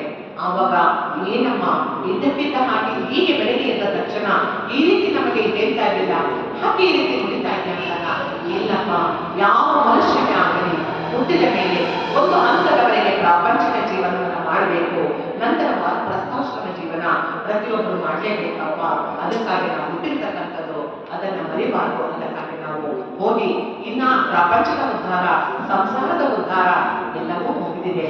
ಈಗ ನನ್ನ ಆತ್ಮೋದ್ಧಾರ ಮಾಡ್ಕೋಬೇಕಾಗಿದೆ, ನನಗೆ ಅನುಮತಿ ಕೊಡು ಅಂತ ಕೇಳಿಕೊಂಡು ಇನ್ನು ಸಹ ವನಪ್ರಸ್ಥಾಶ್ರಮಕ್ಕೆ ಹೊರಟು ಬಿಡ್ತಾರೆ. ಹಾಗೆ ನಾವು ಹಾಗಾದ್ರೆ ಕೇಳ್ಬೋದು, ಆಗ ನಾವು ವನಪ್ರಸ್ಥಾಶ್ರಮಕ್ಕೆ ಹೋಗ್ಬೇಕಾದ್ರೆ ಬಿಟ್ಟು ಖಂಡಿತ ಹೋಗಿಂತ ಹೇಳೋದಿಲ್ಲ. ನಾವು ಇರುವ ಜಾಗದಲ್ಲೇ ನಮ್ಮ ಅಂತರಂಗದಲ್ಲಿ ವಾನಪ್ರಸ್ಥಾಶ್ರಮವನ್ನ ನಿರ್ಮಾಣ ಮಾಡ್ಕೋಬೇಕು. ಹೇಗೆ ಪ್ರಾಪಂಚಿಕವಾದ ಎಲ್ಲವನ್ನು ಸಹ ಕರ್ತವ್ಯಗಳನ್ನು ನಿಷ್ಠೆಯಿಂದ, ಪ್ರೇಮದಿಂದ, ಸಂತೋಷದಿಂದ, ಆನಂದದಿಂದ ಎಲ್ಲವನ್ನು ಮಾಡ್ತಾ ಹೋಗೋಣ. ಆದರೆ ಯಾವುದಕ್ಕೂ ಅಂಟಿಕೊಳ್ಳುವುದು ಬೇಡ, ಮೋಹವನ್ನ ಬೆಳೆಸಿಕೊಳ್ಳುವುದು ಬೇಡ. ಆ ಭಾಗ್ಯವೇ ಇಲ್ಲದೆ ನಾನು ಇದಕ್ಕಾಗಲಾಗತಕ್ಕಂತಹ ಆ ಒಂದು ಮೋಹಕ್ಕೆ ಸಿಲುಕದೆ ಕರ್ತವ್ಯವನ್ನ ಮಾತ್ರ ಮಾಡ್ತಾ ಆ ಭಗವಂತನನ್ನ ಆರಾಧಿಸ್ತಾ ಇದ್ರೆ ಅದು ಖಂಡಿತ ಅನುಮಾನಿಸಿದ್ದನ್ನು ನೆರವೇರಿಸಲಿಕ್ಕೆ ಸಾಧ್ಯ ಆಗೇ ಆಗುತ್ತೆ. ಅದಕ್ಕೆ ಆ ದೇವಿಯನ್ನ ಆರಾಧಿಸುವಾಗ ನಾವು ಜೀವನದಲ್ಲಿ ಅರ್ಥ ಮಾಡ್ತೀವಿ. ಇನ್ನೂ ಸಿಂಪಲ್ ಉದಾಹರಣೆ ಕೊಡ್ತೀನಿ. ಎಷ್ಟೋ ಸಾರಿ ಚಪಾತಿ ಹಿಟ್ಟು ಕಲಿಸುವಾಗ ಏನಾಗುತ್ತೆ, ಕೈಯೆಲ್ಲ ಮಾಡಿಕೊಳ್ಳುತ್ತೆ, ಆಗುತ್ತೆ. ಚಪಾತಿ ಹಿಟ್ಟು ಕಲಿಸದೇ ಬೇಜಾರಪ್ಪ ಅಂತ ಅನಿಸುತ್ತೆ. ಆದ್ರೆ ಒಂದು ಅದಕ್ಕೆ ಅದು ಬಂದ ಮೇಲೆ ಹೇಗಿರುತ್ತದೆ, ಆ ಒಂದು ಪಾತ್ರೆಗೂ ಆ ಚಪಾತಿ ಹಿಟ್ಟಿಗೂ ಸಂಬಂಧವೇ ಇಲ್ಲದ ಹಾಗೆ ಚಪಾತಿಯ ಉಂಡೆಯನ್ನು ತೆಗೆದು ಆ ಬೇಸನ್ನಲ್ಲಿ ಇಟ್ಟುವೆ ನಾವು ಪಾತ್ರ ಒಳಗೆ ನಮಗೆ ಇರುತ್ತಲ್ವಾ. ಆ ರೀತಿಯಾಗಿ ಆ ಚಪಾತಿ ಹಿಟ್ಟು ಕಲಿಸುವಾಗ ಏನು ನಮ್ಮ ಲಾಭಾಂತಗಳು ಆಗಲು ಇದೇ ನಮ್ಮ ಜೀವನದ ಲಾಭಾಂತಗಳು. ಇದೆಲ್ಲವೂ ಇದೆ. ಯಾರೊಬ್ಬರಿಗೆ ಅದಕ್ಕೆ ಇರ್ತಾರಲ್ಲ, ಯಾರೊಬ್ಬರಿಗೆ ಜೀವನದಲ್ಲಿ ಕಷ್ಟವೇ ಇಲ್ಲ, ಆನಂದವಾಗಿದ್ದೀನಪ್ಪ, ನಾನು ತುಂಬಾ ಖುಷಿಯಾಗಿದ್ದೀನಿ ನನ್ನ ವ್ಯಕ್ತಿಯನ್ನ ಕರೆದುಕೊಂಡು ಖಂಡಿತ ನಿಮಗೆ ಸಾಧ್ಯ ಇದೆಯಾ? ಸಾಧ್ಯ ಇಲ್ಲ. ಅಲ್ಲಿ ಏನು ಆ ಚಪಾತಿ ಹಿಟ್ಟು ಕಲಿಸುವಾಗ ಆಗಿದ್ದೆ ನಮ್ಮ ಜೀವನದಲ್ಲಿ ಅರ್ಥ ಆಗಿದೆ. ಆಗಲಿ ಬಿಡಿ, ಸಮಸ್ಯೆಗಳನ್ನು ಒಡ್ಡುವವನು ಭಗವಂತನೇ, ಅದನ್ನು ಪರಿಹರಿಸುವವನು ಭಗವಂತನೇ. ಎರಡಕ್ಕೂ ನಾನು ಹೊಣೆ ಅಲ್ಲವಲ್ಲ. ನಾನು ನಾಟಕ ಬರೆದಿರುವ ಮಾತ್ರ ಖಾಲಿ ಒಂದು ಪಾತ್ರವನ್ನ ನಾಟಕ ಮಾಡುವಂತ ಕೊಟ್ಟಿದ್ದಾರೆ. ನಾವು ಮಾಡ್ತಾ ಯೋಚನೆ ಮಾಡಿ ನೋಡಿ, ಜೀವನದಲ್ಲಿ ಬೆಳಗ್ಗೆ ಎದ್ದ ಮೇಲೆ ರಾತ್ರಿ ಮಲಗೋಷ್ಟಕ್ಕೆ ಎಷ್ಟು ನಾಟಕ ಮಾಡಿದ್ದೀವಿ. ನಿಮಿಷಕ್ಕೆ ಒಂದೊಂದು ಪಾತ್ರವನ್ನು ವಹಿಸ್ತಾ ಇರ್ತೀವಿ ನಾವು, ಹೌದಾ? ಅಲ್ಲಿಗೆ ನಾವು ನಾಟಕ ಮಾಡೋದಾದ್ರೆ ನಾವು ನಿಜವಾದ ಸಾಧನೆ ಮಾಡೋಣ. ಅದಕ್ಕೆ ಹೇಳ್ತಾ ಇದ್ದಾರೆ, ಪ್ರಪಂಚ ಇರುವುದೇ ಹಾಗೆ, ಜನ ಇರುವುದೇ ಹೀಗೆ, ನೀನು ಚಿಂತೆ ಮಾಡಬೇಡ. ನಿನಗೆ ನಾಟಕ ಮಾಡಲು ಒಂದು ಪಾತ್ರವನ್ನ ಕೊಟ್ಟಿದ್ದೇವೆ, ಆ ಪಾತ್ರವನ್ನ ನೀನು ನಿರ್ವಹಿಸು. ಆ ಪಾತ್ರ ಮುಗಿದ ಮೇಲೆ ಅದಕ್ಕೂ ನಿನಗೆ ಯಾವ ಸಂಬಂಧವೂ ಇಲ್ಲ. ಆದರೆ ಅಂತರಂಗದಲ್ಲಿ ನಾಟಕವನ್ನಾಗಿ ಅಂತರಂಗದಲ್ಲಿ ನಾಟಕ ಎಂದಿಗೂ ಮಾಡಬೇಡ. ಅಂತರಂಗದಲ್ಲಿ ನಾಟಕ ಮಾಡಿದ್ದೇ ಆದರೆ ಹೋಗಬೇಕೇನು ಜನ್ಮಕ್ಕೆ, ಮತ್ತೆ ದುಷ್ಟರನ್ನು ಸಂಹರಿಸುವಾಗ ನಿನ್ನನ್ನು ಸಂಹರಿಸುತ್ತಾರೆ. ರಕ್ತ ಬೀಜ ಸಂಹಾರ ಆದಾಗ ನನ್ನ ಸಂಹಾರವೂ ಆಗುತ್ತೆ.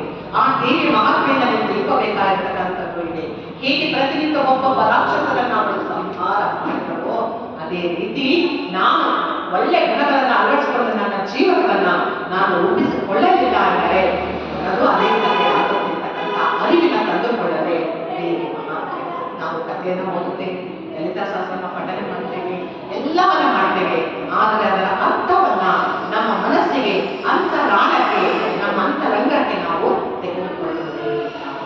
ಎಷ್ಟು ವರ್ಷ, ಎಷ್ಟು ಜನ್ಮ ಇದೆ ಚಿಂತ ಮಾಡ್ತೇವೆ, ಕೊನೆಗೊಳ್ಳುವುದು ಏನು? ಅದಕ್ಕೆ ಎಚ್ಚರಾಗೋ ನಮ್ಮ ಎಚ್ಚರಾಗಲಿದ್ದಾರೆ. ಆ ರೀತಿಯಾಗಿ ನಾವು ಎಚ್ಚೆತ್ತುಕೊಳ್ಳಬೇಕು. ಅದಕ್ಕೆ ಸ್ಥಿರವಾಗಿ ನಡೆಸುವ, ಶಾಶ್ವತವಾಗಿ ನಾನು ಈಶ್ವರ ಅಂತ ಅನಿಸ್ಕೊಳ್ಳೋದಕ್ಕೆ ಸಾಧ್ಯ ಆಗುತ್ತೆ. ಅದೇ ಸ್ಪಷ್ಟಪಡಿಸಿದ್ದಾರೆ.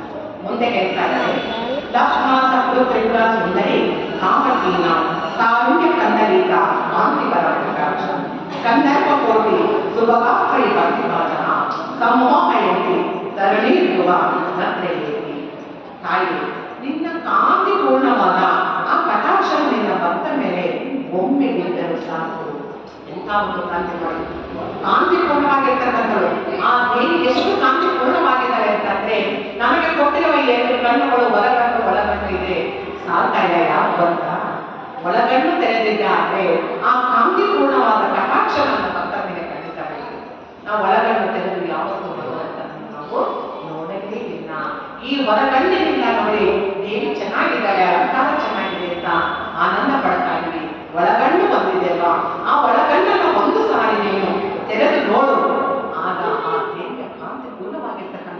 ಬೆಳಕು, ತೇಜಸ್ಸು, ಓಜಸ್ಸು ಹೇಗೆ ಬರ್ತಾ ಇದೆ, ಅದನ್ನು ತಡೆದುಕೊಳ್ಳುವ ಶಕ್ತಿಯು ನನ್ನಲ್ಲಿ ಇಲ್ಲ ಎಂಬುದು ನಮಗೆ ಗೊತ್ತಾಗುತ್ತೆ. ಅಂಥ ಮನೋಕಾಲ್ ಅವರ ಕೋಟಿ ಮನ್ನದಲ್ಲಿ ಸಮಾನವಾದ ಸೌಂದರ್ಯವನ್ನು ದೇವರಿಗೆ ಕೊಡ್ತಾರೆ. ಆ ಸೌಂದರ್ಯ ಅಂತಂದ್ರೆ ನಾವು ಶಬರಿಕತೆಯಲ್ಲಿ ಕೇಳ್ತೀವಿ ಭಾಮಿನಿ ಅಂತ. ಭಾಮಿನಿ ಅಂದ್ರೆ ಆಂತರಿಕ ಸೌಂದರ್ಯ ಅಂತ. ಆ ಆಂತರಿಕ ಸೌಂದರ್ಯವನ್ನ ದೇವಿ ನಮಗೆ ಕರುಣಿಸ್ತಾರೆ. ಅದು ನಮಗೆ ಖಂಡಿತ ಸಿಕ್ಕೇ ಸಿಗುತ್ತೆ ಅಂತ. ಹಾಗೆ ಆ ದೇವಿಯ ಆ ಪೂರ್ಣ ತೇಜಸ್ಸು ಕಾಂತಿಪೂರ್ಣವಾದ ಕಟಾಕ್ಷ ಭಕ್ತರ ಮೇಲೆ ಬೀಳಬೇಕು ಅಂದ್ರೆ ಇದಕ್ಕೊಂದು ದೃಷ್ಟಾಂತ ಹೇಳ್ತೀನಿ. ಒಬ್ಬ ಭಕ್ತ ಪ್ರತಿನಿತ್ಯ 11 ಗಂಟೆ 5 ನಿಮಿಷಕ್ಕೆ ಸರಿಯಾಗಿ ಬರ್ತಾನೆ, ದೇವರ ದರ್ಶನವನ್ನು ಮಾಡ್ತಾನೆ. 10 ನಿಮಿಷ ಇರ್ತಕ್ಕಂಥದ್ದು 11:05 ಬಂದ 11:15ಕ್ಕೆ ಹೊರಟು ಹೋಗ್ತಾನೆ. ಒಂದು ದಿವಸ ತಪ್ಪುವುದಿಲ್ಲ, ಪ್ರತಿನಿತ್ಯ ಇದೇ ರೀತಿ ಬಂದು ದೇವರ ದರ್ಶನವನ್ನು ಮಾಡ್ತಾ ಇರ್ತಾನೆ.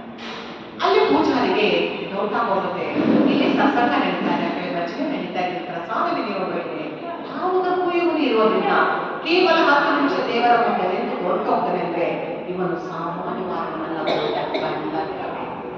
ಯಾವುದೋ ಹೊರಗಣ್ಣಿನಿಂದ ನೋಡಿದ ದೃಷ್ಟಿ. ಹಾಗಾಗಿ ಇವನು ಕಳ್ಳನೇ ಇರಬೇಕು, ದೇವರಿಗೆ ಏನು ಒಡವೆ ಹಾಕಿದರೆ ಯಾವ ರೀತಿ ಇದೆ, ಏನೇನು ನಾನು ಯಾವ ಸಮಯಕ್ಕೆ ಬಂದು ಹೀಗೆ ತಗೊಂಡೋಗೋದಕ್ಕೆ ಸಾಧ್ಯ ಅನ್ನೋ ಒಂದು ಆ ಲೆಕ್ಕಾಚಾರವನ್ನ ಹಾಕುವುದಕ್ಕೋಸ್ಕರ ಪ್ರತಿನಿತ್ಯವನ್ನು ದೇವರ ದರ್ಶನಕ್ಕೆ ಬರ್ತಾ ಇದ್ದಾನೆ ಅಂತಕ್ಕಂಥ ತಪ್ಪು ತಿಳುವಳಿಕೆ ಬಂತು. ಯಾರು ಬಂದಿದ್ದು? ಪುರೋಹಿತರು. ಆವಾಗ ಕಡೆಗೆ ಅವರ ಕೋಪ ಬಂದು ಪುರೋಹಿತರು ಹೇಳ್ತಾರೆ, ನಾಳೆಯಿಂದ ನೀನು ದೇವಸ್ಥಾನಕ್ಕೆ ಬರಬೇಡ. ಯಾಕೆ ದೇವಸ್ಥಾನಕ್ಕೆ ಬರಬಾರ್ದು ಅಂತಂದ್ರೆ, ನೀನು ನೀನು ಒಬ್ಬ ಕಳ್ಳನೇ ಇರಬೇಕು, ಮೋಸಗಾರ ಇರಬೇಕು, ಏನೋ ವಂಚನೆ ಮಾಡ್ತಾ ಇದೆಯಾ, ಏನೋ ತಪ್ಪು ಕೆಲಸ ಮಾಡೋದಕ್ಕೆ ನೀನು ಬರ್ತಾ ಇದೆಯಾ, ಸಸಲಿ ಕೂತ್ಕೊಳ್ಳಲ್ಲ, ರಚನೆ ಕೇಳಲ್ಲ, ಪ್ರಸಾದ ತಗೊಳ್ಳಲ್ಲ, ಹಾಗೆ ಹೋಗ್ತಾ ಇದೆಯಾ ಅಂದ್ರೆ ನಿನ್ನಲ್ಲಿ ಏನೋ ಲೋಪವಿದೆ, ನೀನು ಬರುವ ಅವಶ್ಯಕತೆ ಇಲ್ಲ. ಅವನಿಷ್ಟೆಲ್ಲ ಕೇಳಬರ್ತಾನೆ, ಖಂಡಿತ ನಮ್ಗೆ ಯಾವ ಭಾವಗಳು ಇಲ್ಲ, ಆ ದೇವರಿಗೆ ಕೈ ಮುಗಿದುಕೋಸ್ಕರ ಬರ್ತೀನಿ. ಮತ್ತೆ ಅದೇ ಟೈಮಿಗೆ ಬಂದೆ ಕರೆಕ್ಟಾಗಿ ಒಂದು ಸಮಯ 1 ನಿಮಿಷ ಹೆಚ್ಚು ಕಡಿಮೆ ಆಗೋದಿಲ್ವಲ್ಲ. ಹೇಗೆಂದ್ರೆ ಆ ದೇವರ ದರ್ಶನ ಪಡೆಯೋದಕ್ಕೋಸ್ಕರ ಬರ್ತೀನಿ, ಆ ದೇವರ ದರ್ಶನ ಕೊಡ್ತಾರೆ, ಆ ದರ್ಶನವನ್ನ ಕಳ್ಕೊಂಡು ಹೋಗ್ತೀನಿ ಅಂತ ಅವನು ನಿಜವಾದ ಸತ್ಯವನ್ನೇ ನುಡಿತಾನೆ. ಆದ್ರೆ ಈ ಸತ್ಯ ಪುರೋಹಿತರಿಗೆ ಅರ್ಥ ಆಯ್ತಾ ಇಲ್ಲ. ಅವನೇನ್ ಹೇಳ್ದ, ದೇವರ ದರ್ಶನಕ್ಕಾಗಿ ಬರ್ತೀನಿ, ದೇವರ ದರ್ಶನ ಕೊಡ್ತಾರೆ, ಮಾಡ್ಕೊಂಡು ಹೊರಟೋಗ್ತೀನಿ ಅಂತ ಸತ್ಯವನ್ನೇ ಹೇಳಿದ. ಆದರೆ ಆ ಸತ್ಯದ ಅರಿವು ನನಗೆ ಯಾಕೆ ಆಗಲಿಲ್ಲ ಅಂದ್ರೆ ಒಳ ದೃಷ್ಟಿಯಿಂದ ನಾನು ನೋಡಲಿಲ್ಲ, ಒಳ ಮನಸ್ಸಿಂದ ಯೋಚನೆ ಮಾಡಲಿಲ್ಲ. ಕೊನೆಗೆ ಸರಿ ಅವನು ಬರ ಬಿಟ್ಬಿಡ್ತಾರೆ, ಬೇಡ ಅವನಿಗೆ ಬರಕ್ಕಾಗುತ್ತೆ ಬಿಟ್ಬಿಡ್ತಾರೆ. ಕೆಲವು ದಿನಗಳ ನಂತರ ಅವನಿಗೆ ಸಾವೇ ಸಮೀಪಿಸಿರುತ್ತೆ. ಸಮೀಪಿಸಿದಾಗ ಅವನ ಅಂತ್ಯಕಾರ್ಯಗಳನ್ನು ಮಾಡೋದಕ್ಕೆ ಆ ದೇವಸ್ಥಾನದ ಪುರೋಹಿತರನ್ನೇ ಕರೆಸಿದ್ದಾರೆ. ಕರೆಸಿದಾಗ ಬಂದು ನೋಡ್ತಾನೆ, ನೋಡ್ಬಿಟ್ಟು ಆಶ್ಚರ್ಯ ಆಗುತ್ತೆ. ಇವರು ಕಳ್ಳ, ಮೋಸಗಾರ, ವಂಚಕ, ಇದನ್ನು ನಾನು ಕಲ್ಪನೆ ಮಾಡ್ಕೊಂಡಿದ್ದಲ್ಲ, ಮಹಾ ಅನ್ಯಾಯ ಸತ್ತೋಗ್ಬಿಟ್ಟಲ್ಲ ಅಂತ ಅವನಿಗೆ ತುಂಬಾ ಬೇಸಾಗಿ ಅವನ ಬಗ್ಗೆ ಅವನಿಗೆ ಬೇಸರ ಆಗುತ್ತೆ. ಅದಕ್ಕೆ ಸರಿಯಾಗಿ ಅವರು ನಿಮ್ಮೊಂದು ಚೀಟಿಯನ್ನು ಕೊಟ್ಟಿದ್ದಾರೆ, ಇದೇನೋ ನಿಮಗೆ ಕೊಡಿತಾ ಇದ್ದಾರೆ. ನನಗ ಅವನು ತಗೊಳ್ತಾನೆ, ತಗೊಂಡು ಹೋಗ್ತಾನೆ. ಓದ್ದಾಗ ಹೇಳ್ತಾನೆ, ಬಂದಿರ್ತಾನೆ, ನಾನು ದೇವಸ್ಥಾನಕ್ಕೆ ಕಳ್ಳತನ ಮಾಡೋದಕ್ಕಾಗಲಿ, ಮೋಸ ವಂಚನೆ ಮಾಡೋದಕ್ಕಾಗಲಿ ಬರ್ತಾ ಇರಲಿಲ್ಲ. ಪ್ರತಿನಿತ್ಯವೂ ಸಹ 11:05ಕ್ಕೆ ಸರಿಯಾಗಿ ದೇವರು ಪ್ರತ್ಯಕ್ಷವಾದ ದರ್ಶನವನ್ನು ಕೊಡ್ತಾ ಇದ್ರು. ನಾನು 10 ನಿಮಿಷ ದೇವರ ಜೊತೆ ಪೂರ್ಣ ಸಂಭಾಷಣೆಯನ್ನು ನಡೆಸ್ತಾ ಇದ್ದೆ. ಅದು ಮುಗಿದ ನಂತರ ನಾನು ಮನೆಗೆ ತೆರಳುತ್ತಿದ್ದೆ ಅಷ್ಟೇ. ಇನ್ಯಾವ ತಪ್ಪು ನಾನು ಮಾಡಿಲ್ಲ. ಆ ದೇವರು ಪ್ರತ್ಯಕ್ಷವಾದ ದರ್ಶನದ ಸಮಯ ಅದಾಗಿದ್ದರಿಂದ ನಾನು ಆ ಸಮಯಕ್ಕೆ ಬರ್ತಾ ಇದ್ದೇನೆ. ಆವಾಗ ಪುರೋಹಿತರು ಅಷ್ಟೇ ಆಗ್ತದೆ, ನಾನು ಪ್ರತಿನಿತ್ಯ ದೇವರ ಅಭಿಷೇಕ ಮಾಡ್ತೀನಿ, ಪೂಜೆ ಮಾಡ್ತೀನಿ. ಆ ವಿಗ್ರಹ ಮುಟ್ಟಲು ನನಗೊಬ್ಬರಿಗೆ ಆಗುತ್ತಾರೆ, ಇನ್ಯಾರಿಗೂ ಇಲ್ಲ. ಈ ವಿಗ್ರಹವನ್ನ ಮುಟ್ಟಿ ಅಭಿಷೇಕ ಮಾಡಿ, ಪೂಜೆ ಮಾಡಿ, ಅಲಂಕಾರ ಮಾಡಿ, ಎಲ್ಲ ರೀತಿಯ ಮಂಗಳಾರತಿಗಳನ್ನು ಮಾಡಿ ಎಲ್ಲ ಮಾಡಿದ್ರು ಸಹ ನನಗೆ ಒಂದು ವಿಗತವಾದರೂ ದೇವರ ದರ್ಶನವಾಗಲಿಲ್ಲವಲ್ಲ. ಈ ಭಕ್ತ ರಂಗಪುರಿಯ ಮುಂದೆ ನಿಂತು ಮಾಡಿ ಪ್ರಾರ್ಥನೆ ಮಾಡಿದ್ದಕ್ಕೆ ಪ್ರತ್ಯಕ್ಷವಾಗಿ ದೇವರ ಜೊತೆ ಮಾತಾಡೋದು ಅಂದ್ರೆ ಎಷ್ಟು ಭಕ್ತ ಇರಬಹುದು. ಹಾಗಾದ್ರೆ ನಾನು ಇಷ್ಟು ದಿವಸ ಪೂಜೆ ಮಾಡಿದ್ದು ವ್ಯರ್ಥವೇ, ಅಭಿಷೇಕ ಮಾಡಿದ್ದು ವ್ಯರ್ಥವೇ ಅಂದರೆ ಒಳಗಣ್ಣಿನಿಂದ ನೀನು ಮಾಡಿದ್ದೀನ, ಹೊರಗಣ್ಣಿನಿಂದ ಹೊರ ಮನಸ್ಸಿನಿಂದ ನೀನು ಮಾಡಿದೆ. ಅದಕ್ಕೆ ನೀನು ಪರಮ ಭಕ್ತನಾಗಬೇಕಾದರೆ ಪಠನೆ ಮಾಡಿದರೆ ಆಗಲಿಲ್ಲ, ಅಭಿಷೇಕ ಮಾಡಿದರೆ ಬರಲಿಲ್ಲ, ನಿನ್ನ ಸೇವೆ ಮಾಡಿದರೆ ಬರಲಿಲ್ಲ, ಒಳಗಣ್ಣು ತೆರೆದು ಒಳ